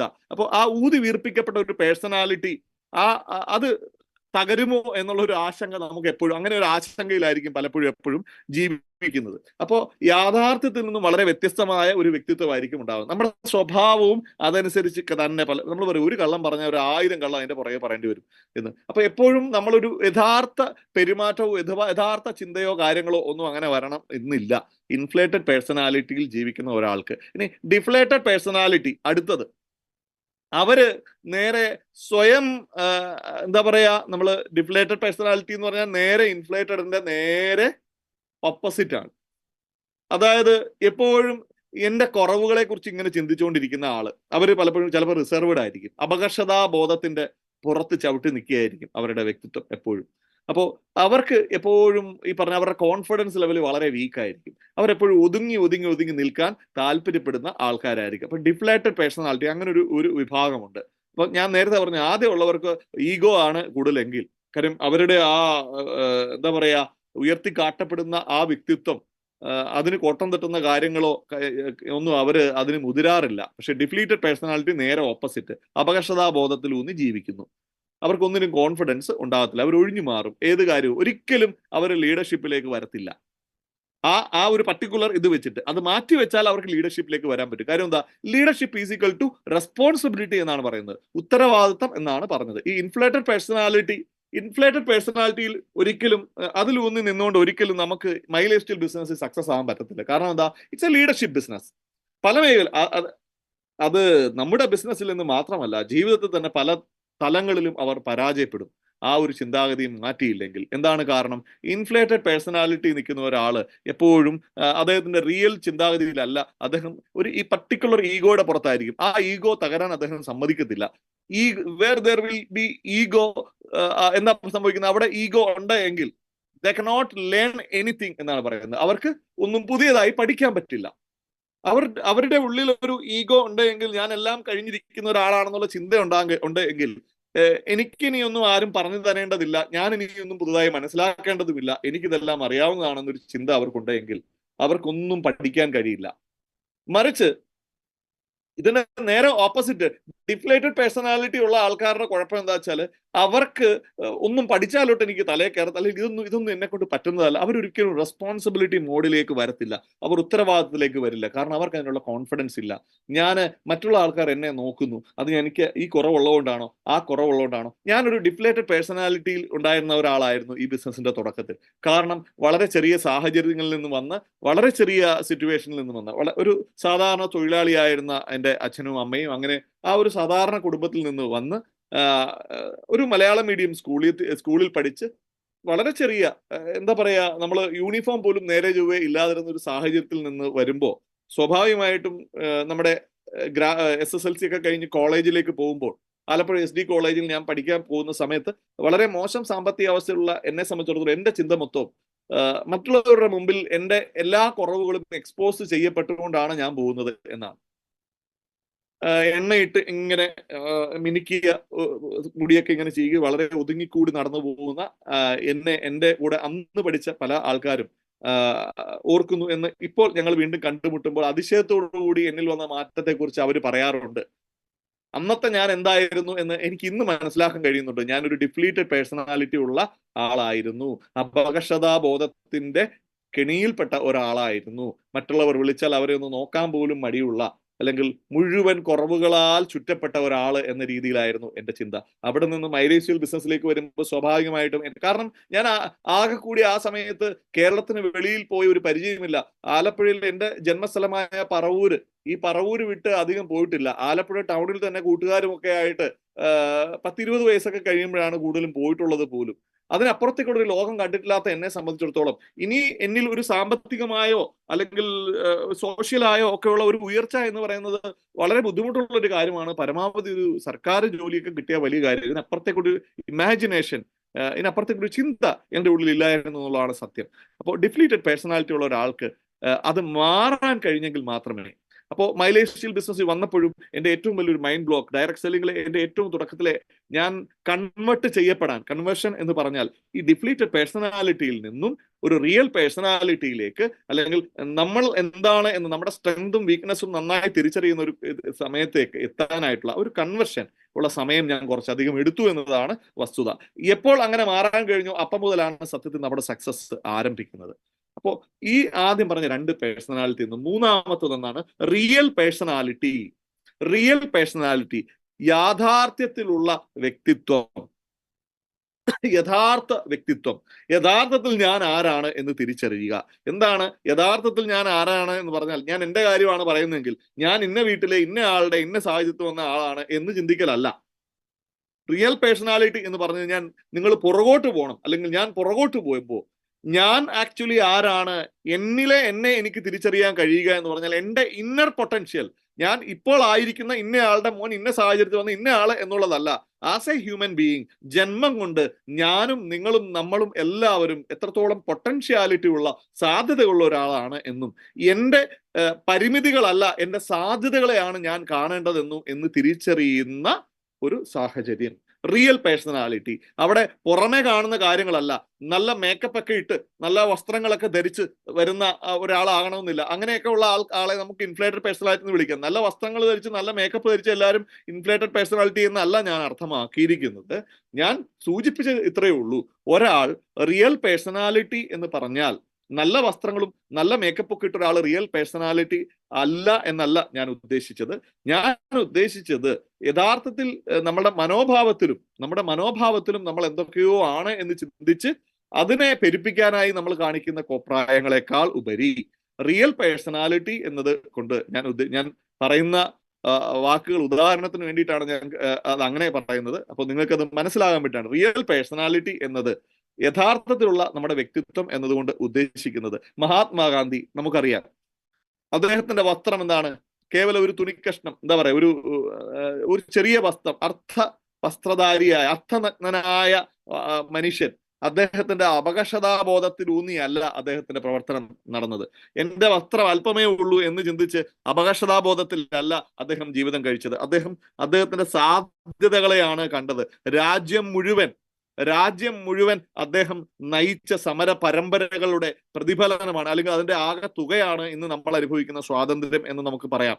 രാഷ്ട്രപിതാവ് എന്ന് അദ്ദേഹത്തെ വിശേഷിപ്പിക്കുമ്പോൾ അദ്ദേഹം ആലങ്കാരികമായ, അല്ലെങ്കിൽ അങ്ങനെ നമ്മൾ എന്താ പറയാ, അദ്ദേഹത്തിന്റെ ഊതി വീർപ്പിക്കപ്പെട്ട ഒരു പർട്ടിക്കുലർ പേഴ്സണാലിറ്റി അല്ലായിരുന്നു മഹാത്മാഗാന്ധി. വസ്ത്രം കൊണ്ട് ഏറ്റവും നല്ല ഉദാഹരണമാണ് ഞാൻ പറഞ്ഞത്. വസ്ത്രം അല്ലെങ്കിൽ ധരിക്കുന്ന വേഷം ഒക്കെയാണ് ഒരാളുടെ പേഴ്സണാലിറ്റി എങ്കിൽ ഒരിക്കലും മഹാത്മാഗാന്ധിയെ പോലെയുള്ള ഒരു ലോക നേതാവ് നമുക്കുണ്ടാകില്ലായിരുന്നു എന്നതാണ്. അദ്ദേഹം ഉയർത്തിപ്പിടിച്ച ആശയം, അദ്ദേഹത്തിന്റെ കാഴ്ചപ്പാട്, അദ്ദേഹത്തിന്റെ കമ്മിറ്റ്മെന്റ്, അദ്ദേഹത്തിന്റെ പ്രവൃത്തി, അദ്ദേഹത്തിന്റെ പ്രയത്നം, അദ്ദേഹത്തിന്റെ സ്ഥൈര്യത, അദ്ദേഹത്തിന്റെ ധൈര്യം, അദ്ദേഹത്തിന്റെ ഇതൊക്കെയാണ് സത്യത്തിൽ അദ്ദേഹത്തിന്റെ പേഴ്സണാലിറ്റി. നമ്മൾ ഒരാളുടെ പേഴ്സണാലിറ്റി എന്ന് പറഞ്ഞാൽ അയാളുടെ മുഖത്തിൽ, അയാളുടെ നിറത്തിൽ, അയാളുടെ വസ്ത്രത്തിൽ, അയാളുടെ വാക്കുകളിൽ ഒക്കെ ആണ് എങ്കിൽ ഈ പറഞ്ഞത് തെറ്റാണ്. മറിച്ച് പേഴ്സണാലിറ്റി ഇരിക്കുന്നത് ഇതിലൊന്നുമല്ല എന്നുള്ളതാണ് ഞാൻ പറഞ്ഞു വന്നത്. അപ്പൊ റിയൽ പേഴ്സണാലിറ്റി എന്ന് പറഞ്ഞാൽ നീ നിന്റെ സ്വത്വത്തെ തിരിച്ചറിയുക, നിന്റെ സാധ്യതയെ തിരിച്ചറിയുക, നിന്റെ ഉള്ളിലുള്ള വലിയ കഴിവിനെ തിരിച്ചറിയുക, നിന്റെ പരിമിതികളെക്കാൾ നിന്റെ സാധ്യതകളെ തിരിച്ചറിഞ്ഞ് പ്രവർത്തിക്കുക എന്നതാണ്. അപ്പൊ ആ റിയൽ പേഴ്സണാലിറ്റിയിലുള്ള ആൾക്കാർക്ക് തീർച്ചയായിട്ടും ആദ്യം ഉണരുന്നത് അവരുടെ മനസ്സായിരിക്കും. അവരുടെ മനസ്സായിരിക്കും ആദ്യം ഉണരുന്നത്. സ്വാഭാവികമായിട്ടും അവരുടെ പ്രവർത്തനങ്ങളും ഞാൻ ആദ്യമേ പറഞ്ഞു, നല്ല ശരിയായ ചിന്ത, ശരിയായ പ്രവൃത്തി, ശരിയായ വാക്കുകൾ, ശരിയായ ശീലങ്ങൾ, ശരിയായ പെരുമാറ്റം, ശരിയായ സ്വഭാവം, ശരിയായ വിധി. വീണ്ടും കൂടുതൽ ശരിയായ ചിന്ത, കൂടുതൽ ശരിയായ പെരുമാറ്റം, കൂടുതൽ ശരിയായ ശീലങ്ങൾ, കൂടുതൽ ശരിയായ സ്വഭാവം, ഇങ്ങനെ ഈ അവരുടെ പോസിറ്റീവ് സർക്കിൾ ഇങ്ങനെ വേഗത്തിൽ കറങ്ങിക്കൊണ്ടേയിരിക്കും. സോ അതാണ് ഞാൻ പറഞ്ഞത്, റിയൽ പേഴ്സണാലിറ്റിയിൽ ജീവിക്കുന്ന ഒരാളാണ് ഞാൻ ഈ പറഞ്ഞത്. നാളെ എല്ലാവരും വസ്ത്രം ഉപേക്ഷിച്ച് അർത്ഥനഗ്നനായി മൈലേജ് ബിസിനസ് ചെയ്യാനൊന്നല്ല ഞാൻ പറഞ്ഞത് അത് മാത്രമല്ല കാര്യങ്ങൾ ഇരിക്കുന്നത് എന്നാണ്. നമ്മൾ ഓരോ മേഖലയിലും നിൽക്കുമ്പോൾ ആ മേഖല ആവശ്യപ്പെടുന്ന മാറ്റങ്ങൾക്കെല്ലാം നമ്മൾ തയ്യാറാകണം. പക്ഷെ അതിലുപരി ആസ് എ പേഴ്സൺ മാനസികമായി എത്രത്തോളം വലിയ രീതിയിൽ പ്രവർത്തിക്കുന്നു എന്നതിനെയൊക്കെ പ്പെടുത്തിയിരിക്കും നമ്മുടെ സ്വഭാവം, നമ്മുടെ വ്യക്തിത്വം, നമ്മുടെ സമീപനം ഒക്കെ ഇരിക്കുന്നത് എന്നാണ് പറഞ്ഞു വന്നത്. So your habits influence your character. ഞാൻ പറഞ്ഞു, നമ്മുടെ ശീലങ്ങൾ നമ്മുടെ സ്വഭാവത്തെ വലിയ രീതിയിൽ സ്വാധീനിക്കും. നമ്മുടെ ശീലങ്ങൾ നമ്മുടെ സ്വഭാവത്തെ വലിയ രീതിയിൽ സ്വാധീനിക്കും. അപ്പോൾ നമ്മളുടെ ഞാൻ നേരത്തെ പറഞ്ഞതുപോലെ റിയൽ പേഴ്സണാലിറ്റിയിലേക്ക് നമുക്ക് മാറാൻ നമ്മൾ എന്തൊക്കെയാ ചെയ്യേണ്ടത് എന്ന് ചോദിച്ചാൽ, ഒന്ന്, നമ്മൾ ആരാണെന്ന് ഐഡന്റിഫൈ യുവർ പേഴ്സണാലിറ്റി. ഞാൻ ഒരു ഇൻഫ്ലേറ്റഡ് പേഴ്സണാലിറ്റി ഉള്ള ഒരാളാണോ? എനിക്ക് ഏതെങ്കിലുമൊക്കെ തരത്തിൽ പുതിയ കാര്യങ്ങൾ പഠിക്കാനോ മറ്റുള്ളവരെ മനസ്സിലാക്കാനോ മറ്റുള്ളവരെ അഡ്മിറ്റ് ചെയ്യാനോ ഒക്കെ എനിക്ക് ബുദ്ധിമുട്ടുണ്ടോ? ഉണ്ടെങ്കിൽ ഞാൻ ഇൻഫ്ലേറ്റഡ് ആണല്ലോ. അങ്ങനെയാണെങ്കിൽ ഞാൻ എങ്ങോട്ട് മാറണം? റിയൽ പേഴ്സണാലിറ്റി ആയിട്ട് മാറണ്ടേ? ഇനി എനിക്ക് എന്തെങ്കിലുമൊക്കെ തരത്തിൽ അപകർഷതാബോധം എന്നെ ഭരിക്കുന്നുണ്ടോ? എനിക്ക് എന്തെങ്കിലുമൊക്കെ ഭയങ്ങളുണ്ടോ? എന്നെ കൊണ്ട് അത് പറ്റുമോ ഇത് പറ്റുമോ എന്ന് ചിന്തയുണ്ടോ? അതിലൊന്നും ഒരു കാര്യമില്ലല്ലോ. ഞാൻ അങ്ങോട്ട് മാറണം, റിയൽ പേഴ്സണാലിറ്റിക്ക് മാറണം, വേണ്ടേ? അപ്പോൾ ഐഡന്റിഫൈ യുവർ പേഴ്സണാലിറ്റി. ദെൻ എന്താണ് നമ്മളത് കഴിയുമെങ്കിൽ എഴുതി വെക്കണം. എങ്ങനെ ഐഡന്റിഫൈ ചെയ്യും? നമുക്ക് എഴുതി വെക്കണം. നമ്മുടെ ചിന്തകൾ എങ്ങനെയൊക്കെയാണെന്നൊക്കെ നമുക്കൊന്ന് എഴുതി വെച്ചിട്ട് നമ്മളൊന്ന് വായിച്ചോടാ, ശരിയാണല്ലോ, ഞാൻ ഇങ്ങനെ ഒരാളാണല്ലോ, അപ്പൊ എനിക്ക് റിയൽ പേഴ്സണാലിറ്റിയിലേക്ക് മാറിയെങ്കിലല്ലേ കാര്യമുള്ളൂ. അങ്ങനെ നമുക്ക് ചിന്തിക്കാൻ പറ്റണം. എഴുതി വെക്കുന്ന കാര്യങ്ങൾ നമുക്ക് സ്വാഭാവികമായിട്ടും വീണ്ടും അതെടുത്ത് നമ്മളെ തന്നെ വിശകലനം ചെയ്യാൻ നമുക്ക് വളരെ എളുപ്പത്തിൽ സാധിക്കും എന്നതാണ് ഞാൻ പറഞ്ഞു വന്ന പോയിന്റ്. അപ്പോൾ നമ്മുടെ ശീലങ്ങൾ നമ്മുടെ സ്വഭാവത്തെ വലുതായിട്ട് സ്വാധീനിക്കും എന്ന് പറഞ്ഞു. അപ്പോൾ ഒരുപാട് ശീലങ്ങൾ അല്ലെ, നമ്മൾ കുറെ കാര്യങ്ങൾ പഠിക്കാൻ, കുറെ കാര്യങ്ങൾ നമ്മൾ മാറാൻ തയ്യാറായാൽ മതി. മാറാൻ തയ്യാറാവുക എന്ന് പറഞ്ഞാൽ കുറെ കാര്യങ്ങൾ നമ്മൾ പുതുതായി പഠിക്കാൻ തയ്യാറായാൽ മതി. നമ്മുടെ ശീലങ്ങൾ കുറെ ചേഞ്ച് ചെയ്താൽ മതി, കുറെ കാര്യങ്ങളെ ശീലമാക്കി മാറ്റിയാൽ മതി. അല്ലെ, തുടർച്ചയായി ഏതൊരു കാര്യവും ഒരു 20 ദിവസം ചെയ്താൽ അത് ശീലമാകുന്നുള്ളത് ശാസ്ത്രം പറയുന്ന കാര്യമാണ്. നമ്മളത് ജീവിതത്തിൽ പല കാര്യങ്ങളും പഠിച്ചിട്ടുള്ളതുമാണ്. അപ്പോൾ കുറെ പുതിയ കാര്യങ്ങളെ നമ്മൾ പഠിക്കാൻ തയ്യാറായാൽ മാത്രം പോരെ, മതി. അപ്പോൾ കുറെ പാഠങ്ങൾ, കുറെ കാര്യങ്ങൾ നമ്മൾ പഠിക്കുക. Learn to take responsibilities. ഉത്തരവാദിത്തങ്ങൾ ഏറ്റെടുക്കാൻ നമ്മൾ പഠിക്കാൻ തയ്യാറാകുക. ഉത്തരവാദിത്തങ്ങൾ ഏറ്റെടുക്കാൻ നമ്മൾ പഠിക്കുക. പിന്നെന്താ, മറ്റുള്ള ആൾക്കാരുടെ ഇതൊക്കെ നമ്മളിൽ പലരും ചെയ്യുന്നതായിരിക്കാം, ഞാൻ ജസ്റ്റ് ആവർത്തിക്കുന്നു എന്ന് മാത്രമേ ഉള്ളൂ. മറ്റുള്ള ആൾക്കാരുടെ പോസിറ്റീവായ പ്രത്യേകതകളെ നമ്മൾ അഡ്മിറ്റ് ചെയ്യാൻ, നമ്മൾ അംഗീകരിക്കാൻ പഠിക്കുക. വെല്ലുവിളികളെ ഏറ്റെടുക്കാൻ പഠിക്കുക. വാക്ക് പാലിക്കാൻ പഠിക്കുക. നമ്മൾ മറ്റുള്ള ആൾക്കാരുടെ വിമർശനങ്ങളെ നമ്മൾ സ്വീകരിക്കാൻ പഠിക്കുക. ചലഞ്ചസ്, വെല്ലുവിളികൾ, ഞാൻ പറഞ്ഞു, വെല്ലുവിളികളെ നേരിടാൻ പഠിക്കുക. നമ്മുടെ സമയത്തെ നന്നായി മാനേജ് ചെയ്യാൻ പഠിക്കുക. ഒരാളുടെ ഏറ്റവും വിലയുള്ള കാര്യം നമ്മുടെ സമയമാണ്. ഞാൻ മൈലേജ് സ്റ്റൈൽ ബിസിനസ് തുടങ്ങിയിട്ട് 5 വർഷമായി സാറേ, എന്നിട്ട് എങ്ങനെയുണ്ട്? വലിയ മാറ്റമൊന്നുമില്ല. അതെന്താ മാറ്റമില്ലാത്ത? അത് പിന്നെ എന്താണ് നമ്മൾ ചെയ്തത്, അല്ലെ? നമ്മൾ എപ്പോ വന്നു എന്നുള്ളതല്ല, വന്നത് മുതൽ നമ്മൾ എന്ത് ചെയ്യുന്നു എന്നത് വളരെ ഇമ്പോർട്ടന്റ് ആയ പോയിന്റ് ആണ്. എപ്പോ വന്നു എന്നതിലല്ല, വന്നത് മുതൽ നമ്മൾ എന്ത് ചെയ്തു എന്നതിലാണ് കാര്യം എന്ന് നമ്മൾ ചിന്തിക്കുക. ഈ ബിസിനസ്സിൽ വിജയിക്കാൻ ഒരു വ്യക്തിക്ക് വേണ്ട ആവശ്യം കാര്യങ്ങളുണ്ട്. അത് കൃത്യമായി ഫോളോ ചെയ്യുന്ന ഒരു വ്യക്തിയാണോ നമ്മൾ, വിജയിച്ച വ്യക്തികൾ പിന്തുടരുന്ന കാര്യങ്ങളെ കൃത്യമായി അനുവർത്തിക്കുന്ന ഒരു വ്യക്തിയാണ് നമ്മളെങ്കിൽ നമുക്ക് വലിയ രീതിയിൽ വിജയിക്കാൻ കഴിയും. മറിച്ച് അതൊന്നും ചെയ്യാണ്ട് നമ്മൾ മൈ ലൈഫ് സ്റ്റൈൽ ബിസിനസ്സിൽ ഞാൻ 5 വർഷമായി 6 വർഷമായി 7 വർഷമായി എന്ന് പറയുമ്പോൾ ഒന്നും ചെയ്യാതെ, അല്ലെങ്കിൽ ഒന്നും ചെയ്യുന്നില്ല എന്നല്ല, ചെയ്യേണ്ട കാര്യങ്ങളെ ചെയ്യേണ്ട രീതിയിൽ ചെയ്യേണ്ടതുപോലെ ചെയ്യേണ്ട സമയത്ത് നമ്മൾ ചെയ്യാത്തിടത്തോളം നമ്മൾ എത്ര നാൾ ഇതിലുണ്ട് എന്ന് പറഞ്ഞിട്ട് ഒരു കാര്യവുമില്ല എന്ന് മാത്രമല്ല, അങ്ങനെ ചെയ്യാനാണ് നമ്മൾ ഇനിയും ഇരിക്കുന്നത് എങ്കിൽ ഒരിക്കലും അത് ചെയ്യരുത്. ബെറ്റർ ടു ക്വിറ്റ്, എത്രയും പെട്ടെന്ന് അത് നമ്മൾ നിർത്തുക എന്നതാണ്. നമ്മൾ ഇതുവരെ ചെയ്തിട്ട് നമുക്ക് റിസൾട്ട് ഒന്നും ഇല്ല എങ്കിൽ, ഇതുവരെ ചെയ്തതുപോലെ തന്നെ ഞാൻ ഇനിയും ചെയ്യത്തുള്ളൂ എന്നാണ് വിചാരിക്കുന്നതെങ്കിൽ, നമ്മുടെ സമയം വിലപ്പെട്ടതാണ് എന്ന് മനസ്സിലാക്കി വേണ്ട കാര്യം ചെയ്യുക. ഒന്നുകിൽ നമ്മൾ പുതിയ രീതിയിൽ, അല്ലെങ്കിൽ എന്താണ് വിജയിച്ച ആൾക്കാർ പറഞ്ഞത് ആ പറഞ്ഞ രീതിയിൽ, മെച്ചപ്പെട്ട രീതിയിൽ നമ്മൾ പ്രവർത്തിച്ചാൽ നമുക്ക് വിജയത്തിലേക്ക് എത്താം. അതൊന്നും പറ്റില്ല, ഞാൻ നേരത്തെ പറഞ്ഞു, ഇൻഫ്ലേറ്റഡ് പേഴ്സണാലിറ്റി, ഞാനൊന്നും പഠിക്കത്തുമില്ല, എനിക്കൊട്ടാരൊന്നും പറഞ്ഞും തരണ്ട, ഞാനൊന്നൊട്ട് കേൾക്കത്തുമില്ല, എനിക്കറിയുന്നത് പോലെ എനിക്ക് ഇഷ്ടമുള്ളതുപോലെ ഞാനിത് ചെയ്യും എന്നാണ് എങ്കിൽ സമയത്തിന് വിലയുണ്ട് എന്ന് മാത്രം നമ്മൾ ഓർക്കുക. നിങ്ങളുടെ ജീവിതത്തിൽ ഏറ്റവും വിലയിട്ട് തന്നിരിക്കുന്ന ദൈവം വിലയിട്ട് തന്നിരിക്കുന്ന ഏക കാര്യം നിങ്ങളുടെ സമയമാണ്, അല്ലെ? നമ്മുടെ ടൈമാണ്. അത് ഏറ്റവും വിലയുള്ള കാര്യമാണ്. പണം ഒക്കെ മനുഷ്യൻ വന്നതിന് ശേഷം കണ്ടുപിടിച്ച, പക്ഷെ സമയത്തിന് ഒരുപാട് വിലയുണ്ട്. പോയ സമയം നമുക്ക് തിരിച്ച് കിട്ടത്തില്ല എന്നതാണ് സത്യം. Learn to manage your money. അത് കഴിഞ്ഞാൽ പിന്നെന്താ? പണത്തിന് നമുക്ക് നമ്മുടെ കയ്യിലുള്ള പണത്തിന് നല്ല വാല്യൂ ഉണ്ട്. അതിനെ നമ്മൾ മാനിച്ചേ മതിയാകൂ. എന്താണ് കാരണം? സാമ്പത്തിക അച്ചടക്കം വളരെ പ്രധാനമാണ്. നമ്മൾ എത്ര സമ്പാദിച്ചു, എത്ര കിട്ടി എന്നതിലല്ല, നമ്മൾക്ക് എത്ര കിട്ടി എന്നതിനേക്കാൾ ഇപ്പോ എത്ര ഉണ്ട് എന്നതിലാണ് കാര്യം. ഞാൻ നേരത്തെ പറഞ്ഞു, നിങ്ങൾ എപ്പോ വന്നു എന്നുള്ളതല്ല, വന്നു തൊട്ട് എന്തു ചെയ്തു എന്നുള്ളതാണ് കാര്യം. അതുപോലെ തന്നെ ഒരു പോയിന്റ് ആണ്, നിങ്ങൾ എപ്പോ എത്ര നിങ്ങൾ വാങ്ങി എന്നതിലല്ല, ഇപ്പോ എത്ര കയ്യിലുണ്ട് എന്നതാണ് പ്രധാനപ്പെട്ട കാര്യം. അപ്പോൾ എപ്പോഴും സാമ്പത്തിക സാക്ഷരത അല്ലെങ്കിൽ സാമ്പത്തിക അച്ചടക്കം വളരെ പ്രധാനപ്പെട്ട ഒരു കാര്യമാണ്. Learn to manage your money നമ്മുടെ സ്വഭാവത്തിന്റെ ഭാഗമാകേണ്ട ഒരു കാര്യമാണ്. സാമ്പത്തിക അച്ചടക്കം ഇല്ലാത്ത ഒരാള്, കിട്ടുന്ന പൈസ മൊത്തം അടിച്ചു പൊളിച്ച് കളയുന്ന ഒരാള് സ്വാഭാവികമായിട്ടും ജീവിതത്തിൽ ഒരുപാട് ബുദ്ധിമുട്ടും. അയാളുടെ കൂടെ ഉള്ളവരെയും അയാൾ ബുദ്ധിമുട്ടിക്കും. ശരിയല്ലേ? അപ്പോൾ അതും നമ്മുടെ സ്വഭാവത്തിന്റെ ഭാഗമാണ്. നമ്മുടെ കൂടെ കുടിയേറുന്ന ഒരു കാര്യമാണ് ഈ സ്വഭാവം. അപ്പോ സ്പെൻഡ് വൈസ്ലി നമ്മൾ പറയും, ബുദ്ധിപൂർവ്വം ചിലവാക്കുക. ചില ആൾക്കാർ അതുപോലെ തന്നെ ലേൺ ടു ടേക്ക് റിസ്ക് എന്ന് പറയും. ലേൺ ടു ടേക്ക് റിസ്ക് എന്ന് പറഞ്ഞാൽ എന്താണ്? റിസ്ക് എടുക്കാൻ പഠിക്കണം. ചിലരുണ്ട് റിസ്ക് എടുക്കത്തില്ല, സേഫ് മോഡിലാണ്. എൻ്റെ അമ്മ എന്നെ പറഞ്ഞ് പഠിപ്പിച്ചിട്ടുള്ള ഒരു കാര്യമാണ്, മോനെ ഒരിക്കലും നീ കടത്തെ ഭയക്കരുത്, പക്ഷെ കടത്തെ മാനിക്കണം.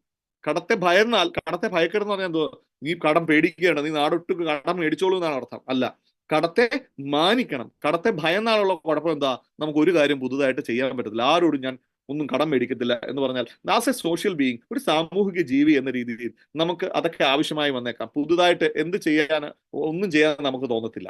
അപ്പോൾ ഈ ലോകത്ത് ഈ കണ്ട ആൾക്കാരെല്ലാവരും കടമൊന്നും മേടിക്കാതെയാണോ? ബാങ്കിൽ നിന്ന് ഞാൻ ലോൺ എടുക്കത്തില്ല. കാര്യം എന്താ? ലോൺ എടുക്കാതിരുന്ന അത്ര നല്ലതല്ലേ? ശരിയാ. ഇപ്പൊ കയ്യിലുള്ളതും കൊണ്ട് ഒതുങ്ങി കൂടി അങ്ങ് പോയാൽ സേഫ് ആയിട്ട് ഇരിക്കുക. പക്ഷെ ജീവിതത്തിൽ വിജയിക്കേണ്ട ആള് സാമ്പത്തികമായിട്ട്, ലോണിന്റെ കാര്യം എന്തോ ആയിക്കോട്ടെ, റിസ്ക് എടുക്കാൻ മടിയില്ലാത്ത ഒരാളായിരിക്കണം. പക്ഷെ വേറൊരു കാര്യമുണ്ട്, റിസ്ക് എടുക്കാൻ മടിയില്ല എന്ന് മാത്രമല്ല, ഒന്നും ചെയ്യത്തുമില്ല എങ്കിൽ ഒന്നും എന്താ പറയാ, കടം എടുക്കാതിരിക്കുന്നതാണ് നല്ലത്. നിങ്ങൾ ഒരു മടിയനാണ് എങ്കിൽ, നിങ്ങൾക്ക് ഒരു കാഴ്ചപ്പാടില്ല എങ്കിൽ, നിങ്ങൾ ഒന്നും പുതുതായി ചെയ്യാനോ നേടാനോ ഒരാഗ്രഹവും നിങ്ങളുടെ ഉള്ളിൽ ഇല്ലെങ്കിൽ, നിങ്ങൾ ഒന്നും ചെയ്യേണ്ടതില്ല എന്നതാണ് സത്യം. മറിച്ച് നിങ്ങൾക്ക് ജീവിതത്തിൽ വിജയിക്കണം എന്നുണ്ടെങ്കിൽ റിസ്ക് എടുക്കാൻ മടിയില്ലാത്ത ഒരാളായിരിക്കണം നിങ്ങൾ. ഞാൻ നേരത്തെ പറഞ്ഞു, സാമ്പത്തിക അച്ചടക്കം ഉണ്ടായിരിക്കണം, അതുപോലെ തന്നെ സാമ്പത്തിക സാക്ഷരത ഉള്ള ഒരാളായിരിക്കണം. അപ്പൊ ഇതൊക്കെ നമ്മുടെ ജീവിതത്തിൽ ഉണ്ടാക്കിയെടുക്കേണ്ട സ്വഭാവങ്ങൾ തന്നെയാണ്. സോ ഒരു സംശയവും വേണ്ട, അത്തരത്തിലുള്ള കാര്യങ്ങളിലൂടെ നമുക്ക് അൾട്ടിമേറ്റ്ലി ഗുണമേ ഉണ്ടാകത്തുള്ളൂ എന്നതാണ് വസ്തുത. അപ്പോൾ നമ്മുടെ സ്വഭാവത്തിന്റെ ഭാഗമായി നമ്മൾ ഇതിനെയൊക്കെ മാറ്റിയാൽ, നമ്മുടെ പ്രിയോറിറ്റീസ്, നമ്മുടെ മുൻഗണനകൾ, ലോകത്തിൽ വിജയിച്ച ഒരുപാട് ആൾക്കാരെ നമ്മൾ പരിശോധിക്കുമ്പോൾ അവരുടെ പ്രിയോറിറ്റി, അവരെ എന്തിനൊക്കെയാണ് പ്രഥമ പരിഗണന കൊടുത്തത് എന്നതാണ് അവരെ പല മേഖലകളിലും വിജയിപ്പിച്ചിരിക്കുന്ന പ്രധാനപ്പെട്ട ഘടകങ്ങൾ. എന്തിനൊക്കെയാണ് അവർ കൊടുത്ത പ്രഥമ പരിഗണനകൾ. നമ്മൾ വിജയിച്ച ഒരുപാട് ആൾക്കാരെ എടുത്തു വെച്ച് നോക്കിയാൽ അവരുടെ കുടുംബത്തിന് ആസ് എ സോഷ്യൽ ബീയിങ്, ഒരു സാമൂഹിക ജീവി എന്ന രീതിയിൽ നമ്മുടെ കുടുംബത്തിന് നമ്മൾ പ്രാധാന്യം കൊടുക്കുന്ന ആൾക്കാർ, ജീവിതത്തിൽ ഒരുപാട് വിജയിച്ച ആൾക്കാരെയൊക്കെ കണ്ടപ്പോൾ, വിജയിക്കുക അല്ലെങ്കിൽ സക്സസ് എന്ന് നമ്മൾ പറയുന്നത് തന്നെ, ഒരാൾ വിജയിച്ച ഒരു വ്യക്തി എന്ന് നമ്മൾ പറയുമ്പോൾ തന്നെ ഈ പറഞ്ഞ 5 കാര്യങ്ങൾ ഏതേതളവിൽ അവർ പാലിക്കപ്പെട്ടിട്ടുണ്ട്, ഈ 5 കാര്യങ്ങളോട് അവർ എത്ര ശതമാനം ആത്മാർത്ഥതയുള്ളവരായി തീർന്നിട്ടുണ്ട്, അതിനെ അടിസ്ഥാനമാക്കിയാണ് അവർ ഓരോരുത്തരും വിജയിച്ചതായി നമ്മൾ കണക്കാക്കുന്നത്. വ്യക്തമായ ഉദാഹരണങ്ങൾ ഞാൻ ഇതിനു ശേഷം പറയുമ്പോൾ നിങ്ങൾക്കത് കൂടുതൽ മനസ്സിലാകും. അപ്പോ കുടുംബത്തിന് പ്രാധാന്യം കൊടുക്കണം. അതുപോലെ അയാളുടെ ആരോഗ്യത്തിന് അയാൾ എത്രത്തോളം പ്രാധാന്യം കൊടുത്തിട്ടുണ്ട്, അതുപോലെ അവരുടെ കർമ്മ മണ്ഡലത്തിൽ അവർ കൊടുത്ത പ്രാധാന്യം, അവരുടെ ആദർശങ്ങൾക്ക്, അവരുടെ മൂല്യങ്ങൾക്ക് അവർ കൊടുത്തിരിക്കുന്ന പ്രാധാന്യം, അവർ അധിവസിക്കുന്ന സമൂഹത്തിന് അവർ കൊടുക്കുന്ന പ്രാധാന്യം, പരിഗണന, ഇത് ഇത്രയും കാര്യങ്ങളിലൂടെയാണ് ഒരു വിജയിച്ച വ്യക്തി, അദ്ദേഹത്തിന്റെ സ്വഭാവം ഇത്രയും കാര്യങ്ങളെ ബേസ് ചെയ്താണ് രൂപപ്പെട്ടിരിക്കുന്നത് എങ്കിൽ അവർ വിജയിച്ചിട്ടുണ്ട് എന്ന് നമുക്ക് നിസ്സംശയം പറയാം.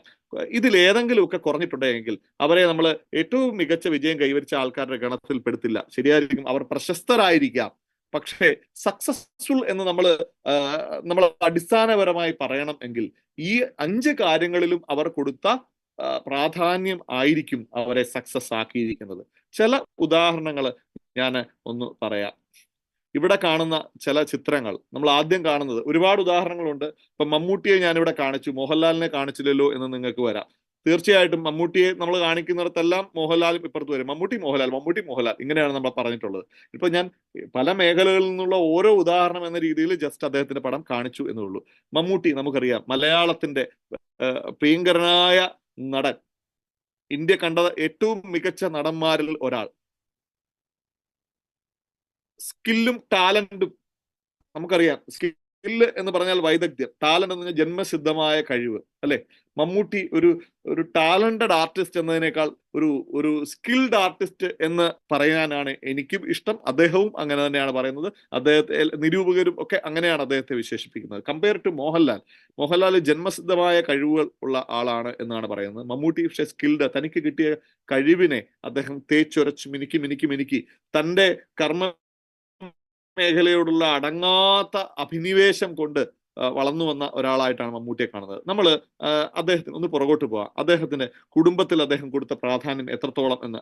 മമ്മൂട്ടിയുടെ ഭാര്യയെക്കുറിച്ചും മമ്മൂട്ടിയുടെ മക്കളെ കുറിച്ചും ഒക്കെ ആർക്കാ അറിയാത്തത് കേരളത്തില്? മമ്മൂട്ടിയോളം തന്നെ അറിയാം, അല്ലെ? സുലു എന്ന് വിളിക്കുന്ന മമ്മൂട്ടിയുടെ ഭാര്യ, മമ്മൂട്ടിയുടെ 2 മക്കള്, അവരെ കുറിച്ചും ഒക്കെ. അതിൽ ദുൽഖർ സൽമാനെ നമ്മൾ ഏറ്റെടുത്തു. കുടുംബത്തോട് എത്രത്തോളം പ്രതിബദ്ധതയുള്ള, എത്രത്തോളം പരിഗണനയുള്ള ഒരാളാണ് നമുക്കറിയാം. ആരോഗ്യം കാത്തു സൂക്ഷിക്കുന്നതിൽ എത്രയോ മുകളിലാണ് മമ്മൂട്ടിയുടെ സ്ഥാനം മറ്റു പല നടന്മാരെ അപേക്ഷിച്ച് നമുക്കറിയാം. അദ്ദേഹത്തിന്റെ പ്രായം, ചർമ്മം കണ്ടാൽ പ്രായം തോന്നില്ല എന്ന് നമ്മൾ പറയാറുണ്ട്, അല്ലെ? അപ്പോ അദ്ദേഹത്തിന്റെ ആരോഗ്യത്തിന് കൊടുത്തിരിക്കുന്ന പ്രയോറിറ്റി, അദ്ദേഹത്തിന്റെ കരിയറിന് കൊടുത്തിരിക്കുന്ന, സിനിമ ആണ് അദ്ദേഹത്തിന്റെ കരിയർ. ഒന്ന് ചിന്തിച്ചാൽ അറിയാം. ഇത്രയേറെ തന്റെ പല സംവിധായകരും പറയുന്നുണ്ട്, പുതിയ സംവിധായകരോട് പോലും അവസരം അങ്ങോട്ട് ചോദിക്കുന്നത്, മമ്മൂട്ടി അങ്ങോട്ട് ചോദിക്കുന്നത്, എനിക്ക് പടമൊന്നുമില്ലേടേ, നീ എന്താ എന്നെ ഒന്നും വിളിക്കാത്തത് എന്ന് മമ്മൂട്ടി അങ്ങോട്ട് ചോദിക്കാറുണ്ട് എന്ന് പല സംവിധായകരും, പുതുമുഖ സംവിധായകർ പോലും പറയുന്നതായിട്ട് നമ്മൾ പല ഇന്റർവ്യൂവിലും കേൾക്കാറുണ്ട്. അപ്പൊ കരിയറിൽ അത്ര, എന്നിട്ട് അദ്ദേഹം അതിന് പറയുന്ന കാര്യം ഇതാണ്.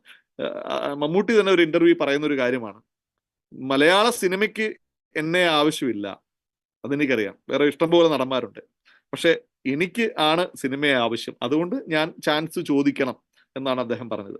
ഞാൻ നേരത്തെ പറഞ്ഞു, റിയൽ പേഴ്സണാലിറ്റി എന്ന് നമ്മൾ പറയത്തില്ലേ, ആ റിയൽ പേഴ്സണാലിറ്റി ആണ്. ഇൻഫ്ലേറ്റഡ് പേഴ്സണാലിറ്റി ആണെങ്കിൽ തോന്നില്ല, ചോദിക്കില്ല. ഞാൻ എന്തിനാ ചോദിക്കുന്നത്, ഞാൻ മലയാളത്തിൽ എണ്ണം പറഞ്ഞ സൂപ്പർ സ്റ്റാർ ഒരാളല്ലേ, എന്നോട് ഇങ്ങോട്ട് വരണം എന്ന് ചിന്തിക്കുന്ന. പക്ഷെ മമ്മൂട്ടി എന്ന ആ ഒരു പർട്ടിക്കുലർ നടന്റെ ക്യാരക്ടർ വെച്ച് നമ്മൾ നോക്കുമ്പോൾ അങ്ങനെ അദ്ദേഹത്തെ പോലെ ഒരാള് ഇങ്ങനെയൊക്കെ അങ്ങോട്ട് ചോദിക്കുമോ എന്ന് ചിലപ്പോൾ നമ്മൾക്ക് തോന്നാം. പക്ഷെ as A real personality, as a man with a real personality, അതുകൊണ്ട് അദ്ദേഹത്തിന് അത് ചോദിക്കുന്നതിന് മടിയില്ല. പക്ഷേ വഹിക്കുന്ന അദ്ദേഹത്തിന്റെ സ്ഥാനം, ഒരു നടൻ എന്ന രീതിയിലുള്ള അദ്ദേഹത്തിന്റെ ഔന്നത്യം, ഇതൊക്കെ ചാർത്തപ്പെട്ടിരിക്കുന്ന ഒരു ചിന്ത നമ്മുടെ ഉള്ളിൽ ഉണ്ടാകാം. പക്ഷെ ആസ് ആൻ ആക്ടർ അദ്ദേഹം എത്രയോ ഉയരങ്ങളിലായിരുന്നിട്ടും അദ്ദേഹത്തിന്റെ കരയിൽ കാണിക്കുന്ന ആത്മാർത്ഥത എത്രത്തോളം വലുത്. അദ്ദേഹത്തിന്റെ പ്രിൻസിപ്പിൾസ് നമുക്കറിയാം.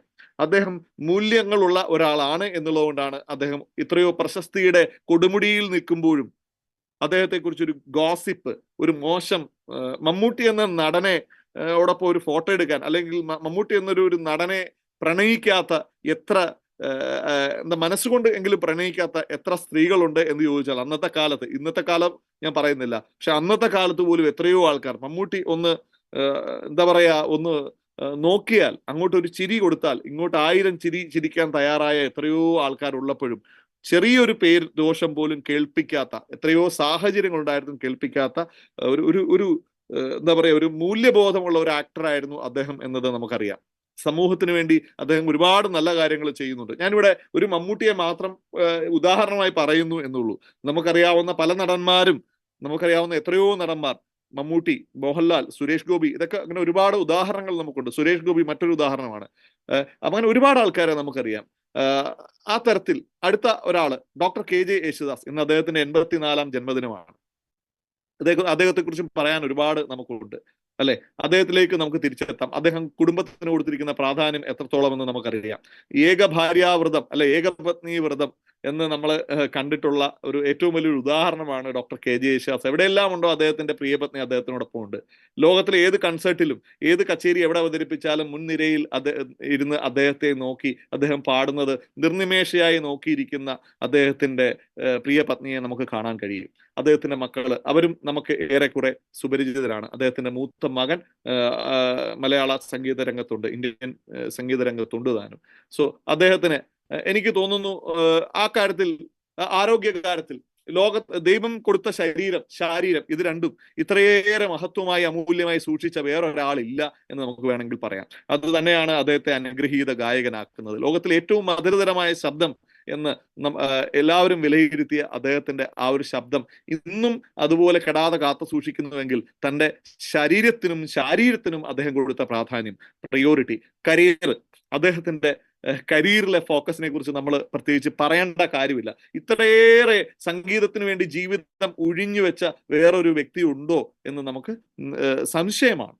ഇന്ന് അദ്ദേഹത്തെക്കുറിച്ചുള്ള അദ്ദേഹത്തിന്റെ ഒരു ഇന്റർവ്യൂവില് ഇന്ന് അദ്ദേഹം പറയുന്നുണ്ട്, അദ്ദേഹം കഴിഞ്ഞ 4 മാസമായി പുതിയതായി ഒരു കീർത്തനം പഠിച്ചുകൊണ്ടിരിക്കുന്ന തിരക്കിലാണ് എന്ന് അദ്ദേഹത്തിന്റെ ഇന്നത്തെ ഒരു ഇന്റർവ്യൂവിൽ പറഞ്ഞിരിക്കുന്നു. തന്റെ 84ാമത്തെ വയസ്സിലും ഒരു വിദ്യാർത്ഥിയുടെ ആകാംക്ഷയോടെ, ഒരു വിദ്യാർത്ഥിയുടെ എക്സൈറ്റ്മെന്റോടുകൂടി കാര്യങ്ങളെ പഠിക്കുന്ന ഒരു വ്യക്തി എന്ന രീതിയിൽ ആ ഭാഗവും അദ്ദേഹത്തിന്റെ കരിയറിൽ അദ്ദേഹം എത്രത്തോളം ഫോക്കസ്ഡാണ്. പ്രിൻസിപ്പിൾസ് ഞാൻ ആദ്യമേ പറഞ്ഞു, മൂല്യബോധം എത്രത്തോളം അദ്ദേഹത്തിനുണ്ട് എന്നുള്ളത് ഞാൻ ആദ്യമേ തന്നെ പറഞ്ഞു. യേശുദാസിനെ കുറിച്ചും നമ്മൾ കേട്ടിട്ടില്ല. യേശുദാസിന്റെ ശബ്ദം കാമിക്കാത്ത ആരാണ് ഈ ലോകത്തുള്ളത്? അദ്ദേഹത്തിന്റെ ആ ചെറിയ പ്രായത്തിലും ഒക്കെ അദ്ദേഹം, മമ്മൂട്ടിയുടെ കാര്യം നമ്മൾ എങ്ങനെയാണോ തന്റെ ആകാര ഭംഗി കൊണ്ടും അഭിനയ പാഠവും കൊണ്ടും എങ്ങനെയാണോ മറ്റുള്ളവരെ മമ്മൂട്ടി ഭ്രമിപ്പിച്ചത്, അതുപോലെ അല്ലെങ്കിൽ അതിനേക്കാളേറെ ശബ്ദം കൊണ്ട് ആയിരങ്ങളെ ആകർഷിക്കാൻ കഴിവുള്ളപ്പോഴും തന്റെ മനസ്സ് എവിടെയും പതറാതെ ഒരു എന്താ പറയാ ഒരു മുനിയുടെ, നമ്മൾ ഋഷിവര്യന്മാരെ പോലെ കൃത്യമായി തന്റെ സ്വഭാവത്തെ ഒതുക്കിയ അനുഗ്രഹീത കലാകാരന്മാരിലുള്ള ഒരാളാണ് ഡോക്ടർ KJ യേശുദാസ്. സമൂഹത്തോടുള്ള അദ്ദേഹത്തെ ഒന്നും വേണ്ട, നമുക്കറിയാം മതനിരപേക്ഷത, നമ്മൾ വലിയ ഇതൊക്കെ പറയും, മതമൗലിക പല വാചകങ്ങളൊക്കെ നമ്മൾ പറയും. പക്ഷെ ഒരു ക്രിസ്ത്യാനിയായി ജനിച്ച് എല്ലാ മതത്തെയും ബഹുമാനിക്കാനും, അദ്ദേഹത്തിന്റെ ചെറുപ്പത്തിൽ അദ്ദേഹം 10-30-40 വർഷത്തിന് മുമ്പത്തെ ഒരു ഇന്റർവ്യൂ കണ്ടപ്പോഴും ഇപ്പോൾ അദ്ദേഹം സംസാരിക്കുമ്പോഴും അദ്ദേഹം പറയുന്ന പോയിന്റ് എന്താണെന്ന് ചോദിച്ചാൽ, മനുഷ്യരെല്ലാം ഒന്നാണ്, മനുഷ്യൻ മതങ്ങളെ സൃഷ്ടിച്ചു, അല്ലെ, മതങ്ങൾ ദൈവങ്ങളെ സൃഷ്ടിച്ചു എന്ന് അദ്ദേഹം പാടിയതുപോലെ ജീവിതത്തിലും അനുവർത്തിക്കുന്ന, സമൂഹത്തിന് കൊടുക്കേണ്ടുന്ന ഏറ്റവും നല്ലൊരു മെസ്സേജ് ആണ് മനുഷ്യനാണ് വലുത്, മതമല്ല, അല്ലെങ്കിൽ ദൈവം, ഇതിലൊക്കെ വലുത് മനുഷ്യനാണ് എന്നത് സമൂഹത്തിന് പകർന്നു കൊടുത്ത ഒരു വ്യക്തി എന്ന രീതിയിൽ, ആസ് എ സക്സസ്ഫുൾ പേഴ്സൺ എന്ന രീതിയിൽ നമുക്ക് ആ പറഞ്ഞ ആ ക്രൈറ്റീരിയാസ് ഒക്കെ ഫുൾഫിൽ ചെയ്യാൻ കഴിയുന്ന 2 വ്യക്തികളെ കുറിച്ചാണ് നമ്മൾ പറഞ്ഞത്. MA യൂസഫ് അലി, അതുപോലെ മറ്റൊരു മനുഷ്യൻ, ഞാൻ ഇവിടെ ഫോട്ടോ ഉൾപ്പെടുത്തിയിട്ടില്ല. അങ്ങനെ ഒരുപാട് ആൾക്കാർ, ഏതെല്ലാം രംഗങ്ങളിൽ നമ്മുടെ തന്നെ ചുറ്റുവട്ടത്ത് തന്നെ അത്തരത്തിൽ നമുക്ക് പറയാൻ കഴിയുന്ന ആൾക്കാർ. ഇതാ താഴെ കാണുന്ന ഒരു ചിത്രം സച്ചിൻ ടെണ്ടുൽക്കറുടേതാണ്. സച്ചിൻ ടെണ്ടുൽക്കർ അദ്ദേഹത്തോടൊപ്പം ചിരിച്ചുകൊണ്ട് ഇരിക്കുന്ന ആള് സച്ചിന്റെ ഉറ്റ തോഴനായിരുന്ന നിങ്ങൾക്കറിയാം പലർക്കും വിനോദ് കാംബ്ലി എന്ന മറ്റൊരു പ്രശസ്തനായ ക്രിക്കറ്റ് താരമാണ്. സച്ചിനേക്കാൾ വളരെ മുമ്പേ തന്നെ ക്രിക്കറ്റ് കരിയർ അവസാനിപ്പിച്ച വ്യക്തിയാണ് വിനോദ് കാംബ്ലി. സച്ചിൻ ടെണ്ടുൽക്കറെ കുറിച്ച് ഞാൻ ഒരു മുഖവുരയുടെയോ അല്ലെങ്കിൽ വിശേഷണത്തിന്റെയോ ഒന്നും ആവശ്യമുണ്ടെന്ന് എനിക്ക് തോന്നുന്നില്ല. ലോകത്ത് ഏറ്റവും കൂടുതൽ ആൾക്കാർ ആരാധിക്കുന്ന ക്രിക്കറ്റ് താരം, മഴ പെയ്തു കഴിഞ്ഞാലും മരം പെയ്യും എന്ന് നമ്മളെ ഓർമ്മിപ്പിക്കുന്ന ഒരു താരമാണ്, ഒരു കായിക താരമാണ് സച്ചിൻ ടെണ്ടുൽക്കർ. അദ്ദേഹം കളിക്കളത്തിൽ നിന്നും വേർപിരിഞ്ഞിട്ട് വർഷങ്ങൾ കഴിഞ്ഞു എങ്കിൽ പോലും ഇന്നും ഒരു ആവേശമായി സച്ചിൻ ടെണ്ടുൽക്കർ. കഴിഞ്ഞ വേൾഡ് കപ്പിൽ സച്ചിൻ ടെണ്ടുൽക്കറുടെ സാന്നിധ്യം ആ വേദിയെ പ്രകമ്പനം കൊള്ളിക്കുകയായിരുന്നു. ഇന്ന് ലോക ക്രിക്കറ്റിന്റെ നിറകയിൽ നിൽക്കുന്ന പല ക്രിക്കറ്റ് താരങ്ങളും പല കായിക താരങ്ങളും ഒക്കെ ആ ഗ്രൗണ്ടിൽ ഉണ്ടായിരുന്നിട്ടും സച്ചിൻ വന്നപ്പോൾ ഉണ്ടായ ഒരു ആരവം ഒന്ന് വേറെ തന്നെയായിരുന്നു. കാരണം തൻ്റെ മേഖലയോട് ഇത്രയേറെ പ്രതിബദ്ധത കാണിച്ചിട്ടുള്ള മമ്മൂട്ടിയെയും നമ്മൾ മോഹൻലാലിനെയും യേശുദാസിനെയും ഒക്കെ പറഞ്ഞതുപോലെ, MA യൂസഫ് അലിയൊക്കെ പറഞ്ഞതുപോലെ, സച്ചിൻ ടെണ്ടുൽക്കറിന്റെയും അദ്ദേഹത്തിന്റെ കുടുംബത്തിന് അദ്ദേഹം കൊടുത്ത പ്രാധാന്യത്തെയും ഒക്കെ നമുക്ക് അറിയാം. അദ്ദേഹത്തിന്റെയും കുടുംബാംഗങ്ങളെയൊക്കെ നമുക്കറിയാം. ആരോഗ്യത്തില്, ഫിറ്റ്നസ്സില് അദ്ദേഹം കാണിച്ച അദ്ദേഹത്തിന്റെ അദ്ദേഹത്തിന് കൊടുത്ത പ്രിയോറിറ്റി നമുക്കറിയാം. കരിയറിലെ കാര്യം പ്രത്യേകിച്ച് പറയേണ്ട, അദ്ദേഹത്തിന്റെ മൂല്യത്തെ കുറിച്ച് പറയേണ്ട കാര്യമില്ല. സമൂഹത്തിന് വേണ്ടി ഇപ്പോഴും ഒരുപാട് സോഷ്യൽ ആക്ടിവിറ്റീസിൽ ഇൻവോൾവ് ചെയ്തിരിക്കുന്ന ആളാണ്. അദ്ദേഹം നേരിട്ടും അല്ലാതെയും സഹായിക്കുന്ന ഒരുപാട് ഓർഗനൈസേഷൻസ് ഉണ്ട്. നമ്മൾ അദ്ദേഹത്തെ കുറിച്ച് കൂടുതൽ പഠിക്കുമ്പോൾ, കൂടുതൽ മനസ്സിലാക്കാൻ കഴിയും.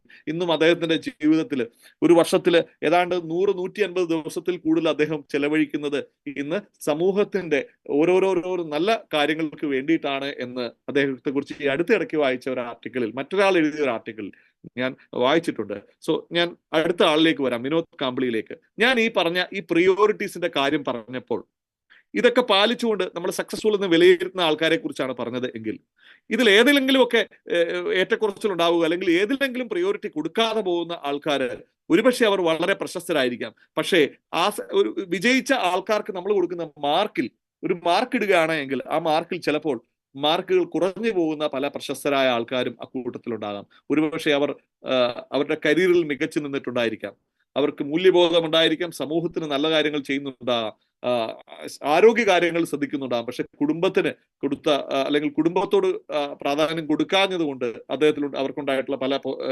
തകർച്ചകളും ഉണ്ടാകാം. ഇനി കുടുംബവും ആരോഗ്യവും കരിയറും ഒക്കെ മികച്ചതാണ് എങ്കിലും മൂല്യബോധം നഷ്ടപ്പെട്ട വഴിയുണ്ടായ പല പരാജയത്തിന്റെ പടുകുഴിയിലേക്ക് പോയ ആൾക്കാരുണ്ടാകാം. ഇനി കുടുംബവും കരിയറിലും പ്രിൻസിപ്പളിലും സൊസൈറ്റിയോടും ഒക്കെ ആത്മാർത്ഥതയുണ്ട്, പക്ഷെ ആരോഗ്യം ശ്രദ്ധിക്കാതെ കൊണ്ട് തന്നെ വളരെ നേരത്തെ തന്നെ ഈ മണ്ണിൽ നിന്നും വിട പറഞ്ഞ നമുക്ക് പ്രിയപ്പെട്ട എത്രയോ ആൾക്കാരുണ്ടാകാം. അപ്പോ അതുപോലെ പറയാവുന്ന ഒരു ഉദാഹരണമാണ് സച്ചിനോടൊപ്പം തന്നെ കളി തുടങ്ങി ശാരദാശ്രമം സ്കൂളിന് വേണ്ടി, മുംബൈയിലെ ശാരദാശ്രമം സ്കൂളിന് വേണ്ടിയിട്ട് ലോക റെക്കോർഡ് സൃഷ്ടിച്ച 2 കളിക്കാർ. അങ്ങനെയാണ് ലോക ശ്രദ്ധയിലേക്ക് സച്ചിൻ ടെണ്ടുൽക്കറും വിനോദ് കാംബ്ലിയും വരുന്നത്. ഫസ്റ്റ് ക്ലാസ് ക്രിക്കറ്റിൽ ഏറ്റവും കൂടുതൽ റൺ നേടി ലോക റെക്കോർഡ് ഇട്ട 2 താരങ്ങൾ. അങ്ങനെയാണ് ഇവരുടെ താരോദയം സംഭവിക്കുന്നത് മുംബൈയിലെ ശാരദാശ്രമം സ്കൂളിന് വേണ്ടിയിട്ട്. അന്ന് ഏതാണ്ട് 336 റൺസ് അടിച്ച് വിനോദ് കാംബ്ലിയും അതിനേക്കാൾ കുറച്ച് റൺ അടിച്ച് സച്ചിൻ ടെണ്ടുൽക്കർ നിൽക്കുമ്പോൾ ആ മാച്ചിൽ ഏറ്റവും കൂടുതൽ സ്കോർ നേടിയത് വിനോദ് കാംബ്ലി ആയിരുന്നു. അതിനുശേഷമുള്ള മത്സരങ്ങളിൽ സച്ചിനേക്കാൾ മികച്ച കരിയറിലാണ് കാംബ്ലി തുടങ്ങിയത്. തുടർച്ചയായ 2 ഇരട്ട സെഞ്ചുറി കരിയറിൽ നേടിയ വിനോദ് കാംബ്ലിയെ ഓർക്കാത്ത ആരുമില്ല അന്നത്തെ കാലഘട്ടത്തിൽ. സച്ചിനേക്കാളോ പ്രതിഭയുണ്ട് എന്ന് ക്രിക്കറ്റ് വിദഗ്ധർ വിധി എഴുതിയ വിനോദ് കാംബ്ലിയുടെ കരിയർ അവസാനിക്കുന്നത് ഒരു വേൾഡ് കപ്പിൽ ശ്രീലങ്കയുമായുള്ള ഫൈനൽ മത്സരമാണോ അതോ സെമി ഫൈനൽ ആണോ എന്ന് ഞാൻ ഓർക്കുന്നില്ല. ആ മത്സരത്തിലാണ് കരഞ്ഞുകൊണ്ട് ക്രീസിൽ നിന്ന് ഇറങ്ങിപ്പോകുന്ന വിനോദ് കാംബ്ലിയെ നമ്മൾ കണ്ടിട്ടുണ്ടാവും. ശേഷം ചരിത്രമാണ്. വിനോദ് കാംബ്ലി പിന്നീട് ഇന്ത്യൻ ക്രിക്കറ്റ് ടീമിലേക്കോ ക്രിക്കറ്റിന്റെ യാതൊരു മേഖലയിലും അദ്ദേഹത്തെ കണ്ടതായി നമ്മൾ ഓർക്കുന്നില്ല. കാരണം പിന്നീട് വായിച്ചറിയാൻ കഴിഞ്ഞത് നിരന്തരമായിട്ടുള്ള അദ്ദേഹത്തിന്റെ ജീവിതത്തിൽ പല കാര്യങ്ങൾ, കുടുംബമായിക്കൊള്ളട്ടെ കരിയറിലായിക്കോട്ടെ, കരിയറിലുള്ള ഫോക്കസ് അദ്ദേഹത്തിൻ്റെത് പോയി. മൂല്യം പരമായിട്ട് അദ്ദേഹം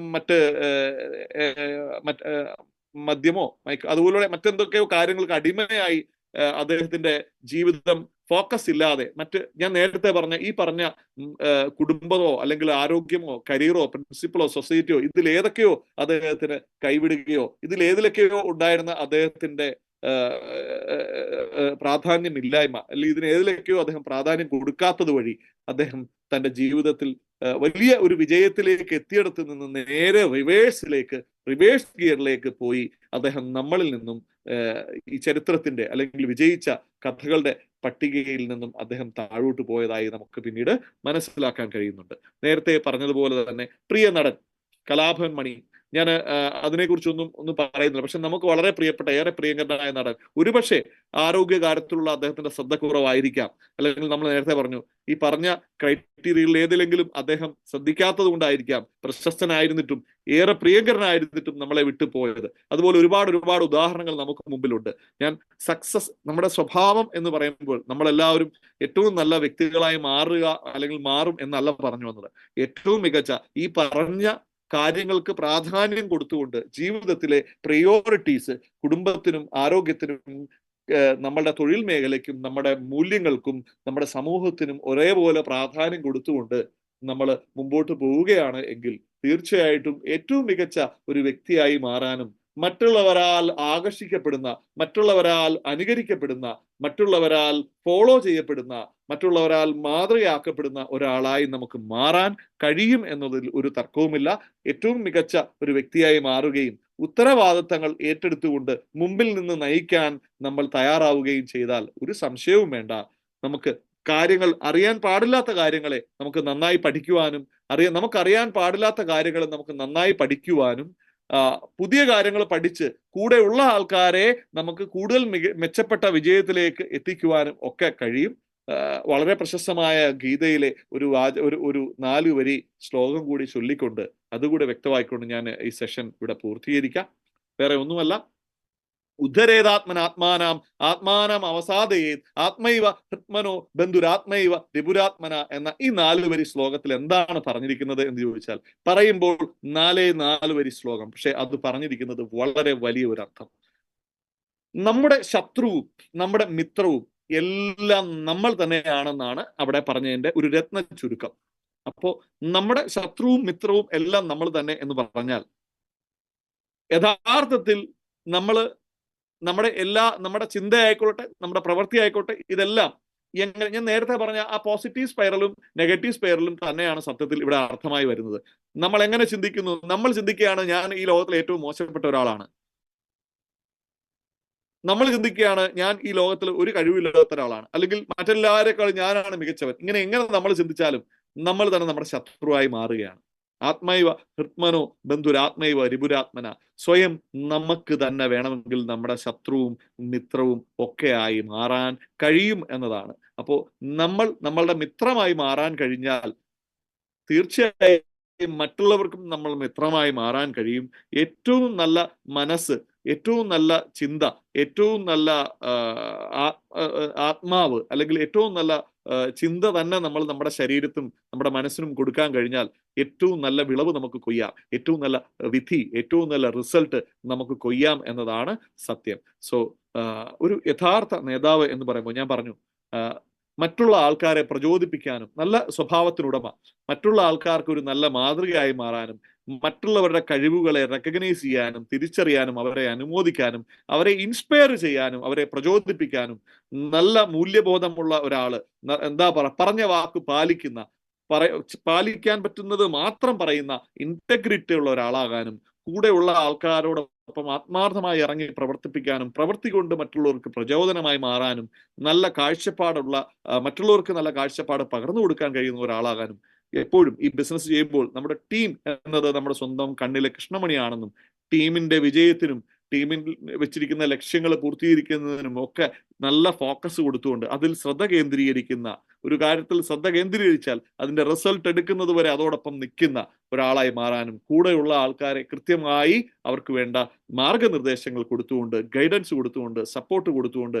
ടീമിനെ നയിക്കുന്ന നല്ല ലക്ഷ്യബോധമുള്ള ശക്തമായ ഒരു ഊർജ്ജസ്വലമായ വ്യക്തിത്വത്തിന് ഉടമയായി മാറാൻ കഴിഞ്ഞാൽ നിങ്ങളാണ് ഏറ്റവും മികച്ച നേതാവ്. ലീഡർ എന്ന് കേരളത്തിൽ വിളിക്കുന്ന ഒരു പേരുണ്ട്, കെ കരുണാകരൻ. കൂടെയുള്ള ആൾക്കാരെ എങ്ങനെ അദ്ദേഹം വളർത്തുന്നു, ഒരു ഘട്ടത്തിൽ കിങ് മേക്കർ എന്ന് പോലും അദ്ദേഹത്തെ വിളിക്കപ്പെട്ടിരുന്നു, അല്ലെ?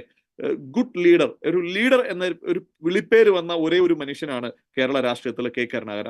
അതിന് മുമ്പും അതിന് പിമ്പും വേറെ ആരെയും പ്രതിപക്ഷം പോലും ലീഡർ എന്ന് സംബോധന ചെയ്തിട്ടുണ്ട്. അദ്ദേഹത്തിന്റെ രാഷ്ട്രീയ ചരിത്രത്തിൽ, രാഷ്ട്രീയ ജീവിതത്തിലെ അവസാന ഘട്ടങ്ങളിലെ കാര്യങ്ങളൊക്കെ അത് നമ്മൾ വിസ്മരിച്ചാൽ, പക്ഷെ വീണ്ടും അദ്ദേഹം അർഹമായ രീതിയിൽ, അല്ലെങ്കിൽ ഒരു ലീഡർ എന്ന ആ ഒരു പേര് അന്വർത്ഥമാകുന്ന രീതിയിൽ തന്നെയാണ് അദ്ദേഹത്തിന്റെ ജീവിത അവസാനം വരെയും എന്ന് നമുക്ക് പറയേണ്ടി വരും. അപ്പോൾ ആസ് എ ലീഡർ, ഒരു ലീഡർ എന്നതുകൊണ്ട് ഈ പറഞ്ഞ ധൈര്യവും സ്ഥൈര്യവും ഇതെല്ലാം ഒത്തുചേർന്ന, കൂടെയുള്ള തന്നേക്കാൾ കഴിവുള്ളവരെ, തന്നേക്കാൾ ഉയർന്ന ചിന്തയുള്ളവരെ, തന്നേക്കാൾ ഉയർന്ന പ്രവർത്തനങ്ങളുള്ളവരെ ടീമിൽ സൃഷ്ടിക്കുക എന്നതായിരിക്കണം ഒരു മികച്ച ലീഡറുടെ ലക്ഷണം. തന്നേക്കാൾ കിങ് മേക്കർ, ലീഡർ എന്ന് പറയുന്നത് ഒരു കൂടെയുള്ള ആൾക്കാരെ, തന്നേക്കാൾ കൂടുതൽ വലിയ ലീഡർമാരെ ടീമിൽ ഉണ്ടാക്കുന്ന ആൾക്കാർ, ആ തരത്തിലൊരു മികച്ച വ്യക്തിയായി മാറാൻ നമുക്ക് കഴിയണം. നമ്മൾ എന്താണ് എന്നത് നമ്മുടെ മുഖത്ത് ശരിക്കും ഇവിടെ ഒരു ഐസ്ബർഗ് ആണ് കാണിച്ചിരിക്കുന്നത്. ഒരു വ്യക്തിയുടെ സക്സസിനെ കുറിച്ചാണ് നമ്മളിവിടെ കാണിച്ചിരിക്കുന്നത്. ഒരു വ്യക്തിയുടെ സക്സസ് എന്ന് പറയുമ്പോൾ അയാളുണ്ടാക്കിയ അച്ചീവ്മെന്റ് ആയിരിക്കും നമ്മൾ പുറത്ത്, അയാളുടെ നേട്ടങ്ങളായിരിക്കും നമ്മൾ പുറത്ത് കാണുന്നത്. പക്ഷെ ആ നേട്ടങ്ങൾ എന്ന് പറയുന്നത്, ഞാൻ നേരത്തെ പറഞ്ഞു, അയാള് എല്ലാ ആൾക്കാരും വളർന്നു വരുന്ന സാഹചര്യത്തിൽ ഒരുപാട് നമ്മൾ ഒരു റോഡിലൂടെ ഒരു യാത്ര പോയി കഴിയുമ്പോൾ, ഒരു വാഹനത്തിൽ യാത്ര പോയി കഴിയുമ്പോൾ, നമ്മുടെ വാഹനത്തിൽ വലിയൊരു യാത്ര കഴിയുമ്പോൾ നമ്മുടെ വാഹനത്തിൽ ധാരാളം പൊടിപടലങ്ങൾ കയറാം, ധാരാളം അഴുക്കുകൾ വരാം. ആ യാത്ര കഴിഞ്ഞ് നമ്മൾ വീട്ടിൽ വന്ന് കയറുമ്പോൾ നമ്മുടെ വാഹനത്തിന്റെ പുറത്ത് പറ്റിയിരിക്കുന്നത് പോലെ, പൊടി പറ്റിയിരിക്കുന്നത് പോലെ, നമ്മളുടെയൊക്കെ ജീവിത യാത്രയിൽ ഒരുപാട് അഴുക്കുകൾ, ഒരുപാട് പൊടിപടലങ്ങൾ നമ്മുടെ മനസ്സിൽ, നമ്മുടെ സ്വഭാവത്തിൽ, നമ്മുടെ ശീലങ്ങളിൽ, നമ്മുടെ പെരുമാറ്റത്തിലൊക്കെ ഉണ്ടാകാം. പക്ഷെ ഇതിനെ കൃത്യമായി വാഷ് ചെയ്ത്, അല്ലെങ്കിൽ ഇതിനെ കൃത്യമായി നമ്മൾ കഴുകി മാറ്റുക എന്നതാണ് നമ്മൾ ഒരു കർമ്മനിരതനായ, ഒരു തിരിച്ചറിവുള്ള ഒരു വ്യക്തി ചെയ്യേണ്ടതായ കാര്യം വിജയിക്കാൻ. സോ അതുകൊണ്ട് തന്നെ ആരും പൂർണ്ണരല്ല, എല്ലാവർക്കും സ്ട്രെങ്തും വീക്ക്നെസ്സും ഉണ്ട്. പക്ഷെ തങ്ങളുടെ വീക്ക്നെസ് കണ്ട് തിരുത്തി അതിനെ കൂടെ സ്ട്രെങ്ത് ആക്കി മാറ്റാൻ കഴിയുന്നിടത്താണ് ഒരാളുടെ സക്സസ് ഇരിക്കുന്നത്. അത് തന്നെയാണ് എല്ലാവരും വിജയിക്കുന്നില്ല. അതിന്റെ കാരണം ആരാണോ തങ്ങളുടെ വീക്ക്നെസ് തിരിച്ചറിഞ്ഞ്, ആരാണ് തങ്ങളുടെ വിജയത്തിനായി, തന്റെ വിജയത്തിന് തടസ്സമാകുന്ന ശീലങ്ങളെ മാറ്റി ഒരു ലക്ഷ്യബോധത്തിലേക്ക് എത്താൻ വേണ്ടി പ്രയത്നിക്കുന്നത്, അവരൊക്കെയാണ് വിജയിക്കുന്നത്. ഞാൻ പറഞ്ഞു, ഇവിടെ ഒരു വ്യക്തി വിജയിച്ചു എന്ന് പറയുമ്പോൾ ആ വ്യക്തി വിജയിക്കാനായി ചെയ്ത ത്യാഗങ്ങളുണ്ട്, ഒരുപാടുണ്ടാകാം. ഞാൻ നേരത്തെ പറഞ്ഞു, ഡോക്ടർ KJ യേശുദാസ് എന്ന ഗായകൻ എത്രയോ തനിക്ക് ഇഷ്ടപ്പെട്ട മധുരം വേണ്ടെന്ന് വെച്ചിട്ടുണ്ടാകാം. എത്രയോ ആൾക്കാർ ഐസ്ക്രീം കഴിക്കുമ്പോൾ ഇഷ്ടമായിരുന്നിട്ടും എനിക്കിത് പറ്റില്ല, എന്റെ കർമ്മമണ്ഡലത്തിൽ ഒട്ടും പറ്റുന്നതല്ല എന്ന് വിചാരിച്ച് ഇതിനെ സാക്രിഫൈസ് ചെയ്തിട്ടുണ്ടായിരിക്കും. അങ്ങനെ എന്തെല്ലാം കാര്യങ്ങൾ. ആരോഗ്യത്തെക്കുറിച്ച്, തന്റെ ആരോഗ്യം കാത്തു സൂക്ഷിക്കേണ്ടത് തന്റെ ഉത്തരവാദിത്തമാണ്, അത് തന്റെ ഉത്തരവാദിത്തമാണ്, മറ്റുള്ളവരുടെ അല്ല എന്ന് മനസ്സിലാക്കിയ ആൾക്കാരാണ് വിജയിച്ച ആൾക്കാർ. വലിയ ലക്ഷ്യങ്ങളുള്ള ആൾക്കാർ, അവർക്കൊരു പനി പോലും വരാൻ അവർ സമ്മതിക്കത്തില്ല. കാരണം എന്താ? പനി നമ്മൾ ശ്രദ്ധിച്ചാൽ അറിയാം. അത് ഈ കഴിഞ്ഞ ഇടയ്ക്ക് ഒരു വീഡിയോയിൽ ഞാൻ കണ്ടതാണ്, നിങ്ങളിൽ പല ആൾക്കാരും അത് കണ്ടിട്ടുണ്ടാകും. ഒരു ട്രെയിനർ പറയുന്ന ഒരു വാചകം, നിങ്ങൾ നരേന്ദ്രമോദിക്ക് അസുഖം വന്നിട്ട് എവിടെയെങ്കിലും നിങ്ങൾ കണ്ടിട്ടുണ്ടോ? പനി വന്നിട്ട് എവിടെയെങ്കിലും കണ്ടിട്ടുണ്ടോ? കാര്യം പനി വരാൻ സമയമില്ല. അദ്ദേഹം മറ്റിടത്തിലേക്ക് ഓടുകയാണ്, കർമ്മനിരതനാണ് അദ്ദേഹം. നിങ്ങൾ അതുപോലെ ലോകത്തിലെ മികച്ച പല നേതാക്കന്മാരെ എടുത്തു വെച്ച് നോക്കുക, അവർക്ക് എന്തെങ്കിലുമൊക്കെ അസുഖം വരുന്നതായി കണ്ടിട്ടുണ്ടോ? അവർ വരുമായിരിക്കും, പക്ഷെ ദേ ഡോണ്ട് കെയർ. അവരുടെ ലക്ഷ്യങ്ങൾ അതിനേക്കാൾ വലുതാണ് എന്ന്. അപ്പൊ സ്റ്റേയിങ് ഹെൽത്തി, അതുപോലെ നല്ല ശീലങ്ങൾ, അവർ എത്രയോ അവർക്ക് ഇഷ്ടപ്പെട്ട, എത്രയോ നല്ലത് ചീത്തത് എന്ന് നമ്മൾ പറയുമ്പോൾ നമുക്ക് ഇഷ്ടപ്പെട്ട ഒരുപാട് ദുശീലം എന്ന് നമ്മൾ വിളിക്കുന്ന, നമുക്ക് പല കാര്യങ്ങളും നമുക്ക് വളരെ ഇഷ്ടപ്പെട്ടതായിരുന്നിരിക്കാം ഒരു ഘട്ടത്തിൽ. പക്ഷെ അത് ദുശീലങ്ങൾ എന്ന് നമ്മൾ വിളിക്കുമ്പോൾ ആ ശീലങ്ങൾ അനുവർത്തിക്കുന്നവർ അത് നല്ലതായി കണ്ടതുകൊണ്ടാണ് പലപ്പോഴും ആ ശീലങ്ങളെ അനുവർത്തിച്ച് പോന്നിരുന്നത് എങ്കിൽ അത് നല്ലതല്ല. എന്തിന്? എന്റെ കർമ്മമേഖലയ്ക്ക് നല്ലതല്ല. അതുകൊണ്ട് അത് എന്നെ സംബന്ധിച്ചിടത്തോളം ദുശീലമാണ്, അതുകൊണ്ട് ഞാൻ അത് വേണ്ടെന്ന് വെക്കുന്നു എന്ന സാക്രിഫൈസ് അവർക്കുണ്ടായിരിക്കാം. ഗ്രോത്ത് മൈൻഡ് സെറ്റ്, അവർക്ക് വിജയിക്കണമെന്നുള്ള അവരുടെ വലിയ ഒരു അഭിവാഞ്ച, അവര് നല്ല ശരിക്കും അവരുടെ മേഖലയിൽ വല്ലാണ്ട് ഫോക്കസ്, തങ്ങളുടെ ഫോക്കസ് ഡൈവേർട്ട് ആകാതെ, മറ്റൊരു കാര്യത്തിലേക്കും ശ്രദ്ധ പോകാതെ അതിൽ തന്നെ ഫോക്കസ് ചെയ്ത് പ്രവർത്തിച്ചത് കൊണ്ടാണ് അവർ വിജയിച്ചത്. അവരുടെ സ്ഥിരോത്സാഹം, അവരുടെ സമയത്തിനെ, ഞാൻ നേരത്തെ പറഞ്ഞു, സമയത്തിനെ അവർക്കുള്ള സമയത്തെ അവരെങ്ങനെ മാനേജ് ചെയ്തു, എത്രയോ ഉറക്കമില്ലാത്ത രാത്രികളുടെ ചിന്തയുടെ, എത്രയോ റിജക്ഷൻസിന്റെ, എവിടെയെല്ലാം നോ പറഞ്ഞത്, ആ നോ പറഞ്ഞതൊന്നും അവസാനത്തെ നോയല്ല എന്ന് കണ്ടുകൊണ്ട് ആ പറഞ്ഞ നോകളെ പിന്നീട് എസ്സാക്കി മാറ്റിയത് കൊണ്ടും ഒക്കെയല്ലേ അവർ വിജയിക്കുന്നത്. എത്രയോ കണ്ണീരിന്റെ കഥകൾ, എത്രയോ ദിവസങ്ങളിൽ അവർ നിരാശരായിരിക്കാം, എത്രയോ ദിവസങ്ങളിൽ ഒരുപക്ഷെ അവർ കണ്ണീർ തൂകിയിരിക്കാം. അങ്ങനെ എന്തെല്ലാം കാര്യങ്ങളിലൂടെയാണ്, എന്തെല്ലാം സ്ട്രഗിളിലൂടെയാണ് ഈ പറഞ്ഞ ഓരോരുത്തരും വലിയ വിജയങ്ങളിലേക്ക് എത്തിയത് എന്ന് നമ്മൾ ആലോചിക്കുക. സോ ഞാൻ തൽക്കാലം ചുരുക്കുന്നു. വലിയ ഒരു വ്യക്തിത്വത്തിന് ഉടമയായി മാറാൻ നമുക്ക് കഴിഞ്ഞാൽ, വലിയ ഒരു വ്യക്തിത്വത്തിന് ഉടമയാകാൻ നമ്മളൊന്നും വലിയ കാര്യങ്ങളൊന്നും ചെയ്യണം എന്നൊന്നും ഇല്ല. ഒരു സുപ്രഭാതത്തിൽ വലിയ വ്യക്തിത്വത്തിന് ഉടമകളായി മാറാൻ നമുക്ക് അങ്ങനെയും വരില്ല. അത് ഒരു രാത്രി കൊണ്ടോ ഒരു ദിവസം കൊണ്ടോ അല്ല. നമ്മൾ പലപ്പോഴും നമുക്ക് നോക്കിക്കാണാൻ നമുക്ക് മുൻപിൽ ജീവിക്കുന്ന ഡിക്ഷണറികളായി ഒരുപാട് ആൾക്കാരുണ്ട്. അവരിൽ നിന്നും ചെറിയ ചെറിയ ചെറിയ കാര്യങ്ങളാണെങ്കിൽ കൂടിയും പഠിക്കാനും മനസ്സിലാക്കാനും ഒക്കെ നമ്മൾ ശ്രമിച്ചാൽ നമുക്ക് ഒരുപാട് വിജയങ്ങൾ ഉണ്ടാക്കാൻ കഴിയും. ലീഡർ എന്നത് ഏതോ ഒരു സിനിമയിൽ, ബ്ലാക്ക് എന്ന സിനിമയിൽ മമ്മൂട്ടി പറയുന്ന ഒരു കാര്യമുണ്ട്. ആൺഗുണ്ടയ്ക്ക് പെൺഗുണ്ടയിൽ ഉണ്ടാകുന്ന കുട്ടിയല്ല ഗുണ്ട എന്ന്. അതായത് ഗുണ്ടകൾ എന്ന് പറയുന്നത് അങ്ങനെ ഒരു പ്രത്യേക രീതിയിൽ ജനിച്ചു വീഴുന്ന ഒരു പർട്ടിക്കുലർ ജനറ്റിക്സിൽ പെടുന്ന ഒരു ആനിമൽ അല്ല. ഗുണ്ട എന്ന് പറയുന്നത് സാഹചര്യങ്ങളാൽ സൃഷ്ടിക്കപ്പെടുന്ന ഒന്നാണ് എന്ന് പറയുന്ന ഒരു ഇവന്റ് ഉണ്ട്, ഒരു സിനിമയിൽ ഒരു ഭാഗമുണ്ട്. അതുപോലെ തന്നെ നമുക്ക് പറയാവുന്ന ഒരു ലീഡർ എന്ന് പറഞ്ഞാൽ, ഒരു ലീഡർക്ക്, ആൺ ലീഡർക്ക് പെൺ ലീഡറിൽ ഉണ്ടാകുന്നതല്ല ലീഡർ എന്ന് പറയുന്നത്. ഒരു ലീഡർ എന്ന് പറയുന്നത് ജന്മനാ എല്ലാവരും ലീഡേഴ്സ് ആണെന്ന് ഞാൻ ആദ്യമേ പറഞ്ഞു.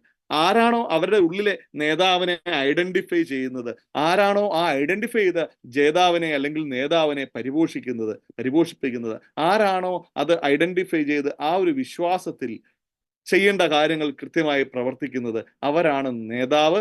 ഏത് മേഖലയിലും അവർ നേതാക്കളായിരിക്കും.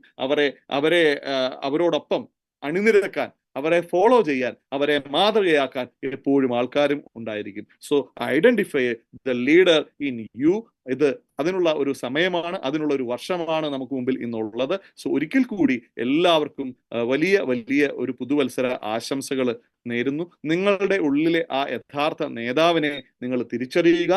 ഒരു സംശയവും വേണ്ട. അങ്ങനെ തിരിച്ചറിയാൻ കഴിഞ്ഞാൽ നിങ്ങളുടെ പരിമിതികളെക്കാൾ നിങ്ങളുടെ സാധ്യതകളെ നിങ്ങൾക്ക് കാണാൻ കഴിഞ്ഞാൽ, ഒരുപാട് പരിമിതികളിലൂടെയാണ് ഞാനും ഈ ബിസിനസിന്റെ തുടക്കത്തിൽ പോയത്. കേരളം വിട്ട് ഇന്ന് രാജ്യത്ത് ഓൾമോസ്റ്റ് എല്ലാ സംസ്ഥാനങ്ങളിലും ഇന്ന് ബിസിനസ് ഡെവലപ്പ് ചെയ്യുമ്പോൾ, കഴിഞ്ഞ ഒരാഴ്ചയോളമായി ഡൽഹിയിലായിരുന്നു ഞാനും. അവിടെ മറ്റൊരു പ്രോഗ്രാമിന് പോയതാണ്. ഞാൻ പറഞ്ഞു വന്നത്, ഒരുപാട് ഞാൻ ആദ്യമേ പറഞ്ഞു, ഞാൻ കടന്നു വന്ന ഒരു സാധാരണ കുടുംബത്തിൽ നിന്നാണ് ഞാൻ ബിസിനസ്സിലേക്ക് വരുന്നത് എന്ന് പറഞ്ഞു. കേരളത്തിന് വെളിയിൽ പോയി പരിചയമില്ലാത്ത ഒരു സാധാരണ ഗ്രാമവാസിയായ, അല്ലെങ്കിൽ ഒരു സാധാരണ രീതിയിൽ വന്ന ഒരാൾക്ക് രാജ്യം മുഴുവൻ ഈ ബിസിനസ് ഡെവലപ്പ് ചെയ്യാൻ പറ്റുക എന്ന് പറയുന്നത് ശരിക്കും ഇങ്ങനെ ഒരു ഓപ്പർച്യൂണിറ്റിയിൽ വന്നു. ഞാൻ നേരത്തെ പറഞ്ഞു, നമ്മൾ പഠിക്കാൻ നമ്മുടെ ഒരു അപകർഷതാബോധത്തിന്റെ ഒരു സാഹചര്യത്തിൽ നിന്നും നമ്മുടെ സാധ്യതകളെ തിരിച്ചറിയാൻ കഴിഞ്ഞതുകൂടെ കൊണ്ട് തന്നെയാണ്.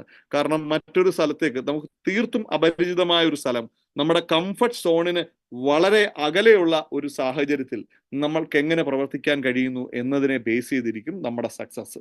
എന്നെ സംബന്ധിച്ചിടത്തോളം കേരളത്തിന് വെളിയിൽ പോകുമ്പോൾ അവിടെയുള്ള ഭക്ഷണ രീതികൾ, അവിടുത്തെ സംസ്കാരം, അവിടുത്തെ ഭാഷ, ഇതൊന്നും എന്നെ സംബന്ധിച്ചിടത്തോളം പരിചിതമല്ലാതിരുന്നുകൊണ്ട് തന്നെ അതൊക്കെ എൻ്റെ കംഫർട്ട് സോണിനും വളരെ അകലെയായിരുന്നു.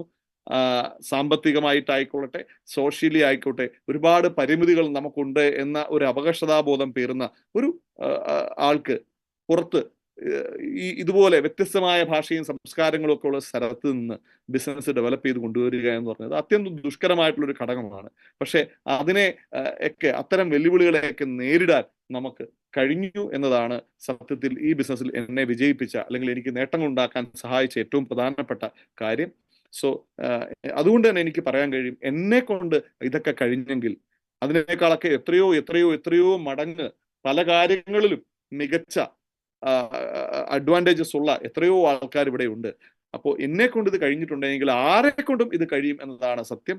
അവിടെ ജാതി, മത, അല്ലെങ്കിൽ വർഗ, ലിംഗ, ഭാഷ, സംസ്കാര, അല്ലെങ്കിൽ മറ്റൊന്ന് വിദ്യാഭ്യാസ, അങ്ങനെ യാതൊരു വിധ വ്യത്യാസങ്ങളും ഇല്ലാതെ ഏതൊരാൾക്കും ഉള്ളിലെ തീയുടെ അളവിനനുസരിച്ച് അയാളുടെ ഉള്ളിൽ വിജയിക്കണം എന്നുള്ള അടങ്ങാത്ത അദമ്യമായ ആഗ്രഹം എത്രത്തോളം ഉണ്ടോ അതിനെ ബേസ് ചെയ്താണ് അയാളുടെ സക്സസ്സും ഇരിക്കുന്നത്.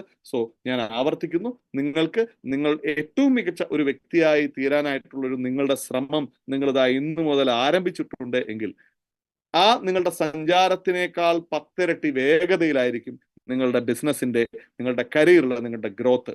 അപ്പോൾ ഏറ്റവും മികച്ച ഒരു വ്യക്തിയായി തീരുക എന്നത് നമ്മളുടെ ഒരു ലക്ഷ്യമായി വെച്ചോട്ടെ. പക്ഷെ അതിലേക്ക് എത്താൻ നമ്മൾ ചിലപ്പോൾ നാളുകൾ എടുത്തേക്കാം, അല്ലെങ്കിൽ അതിലേക്ക് എത്താൻ കഴിഞ്ഞില്ലെങ്കിൽ പോലും അങ്ങനെ ആയിത്തീരാനുള്ള ഒരു ശ്രമം തന്നെയാണ് ഈ ബിസിനസ്സിലെ ഏറ്റവും വലിയ വിജയിക്കാനായിട്ടുള്ള വേണ്ട ഒരു കാര്യം എന്ന് മാത്രം ഒരിക്കൽ കൂടി ഓർമ്മിപ്പിക്കുന്നു. എല്ലാവർക്കും വിജയാശംസകൾ നേർന്നുകൊണ്ട് ഈ ഒരു ടോപ്പിക്ക് ഞാൻ ഇന്ന് എനിക്ക് വേണ്ടി തെരഞ്ഞെടുത്തു തന്ന എൻ്റെ പ്രിയപ്പെട്ട ചില നമ്മുടെ ഈ പ്രോഗ്രാമിന്റെ പാനലിലുള്ള ലീഡേഴ്സ് ഉണ്ട്, അവർക്കും നന്ദി പറയുന്നു. ഇത്രയും നേരം എന്നെ ഇവിടെ കേട്ടുകൊണ്ടിരുന്ന ഒരുപാട് ആൾക്കാർക്ക് മീറ്റിംഗിൽ പങ്കെടുക്കാൻ പറ്റാത്തവരുണ്ട്. സോ അവർക്കും അതുപോലെ ഇത്രയും നേരം കേട്ടുകൊണ്ടിരുന്നവർക്കും ഒക്കെ പ്രത്യേകം നന്ദി സൂചിപ്പിച്ചുകൊണ്ട് ഈ ഒരു പ്രോഗ്രാം ഇവിടെ നിർത്തുന്നു. എല്ലാവർക്കും ഒരിക്കൽ കൂടി ആശംസകൾ. Wish you good luck, good night. Thank you.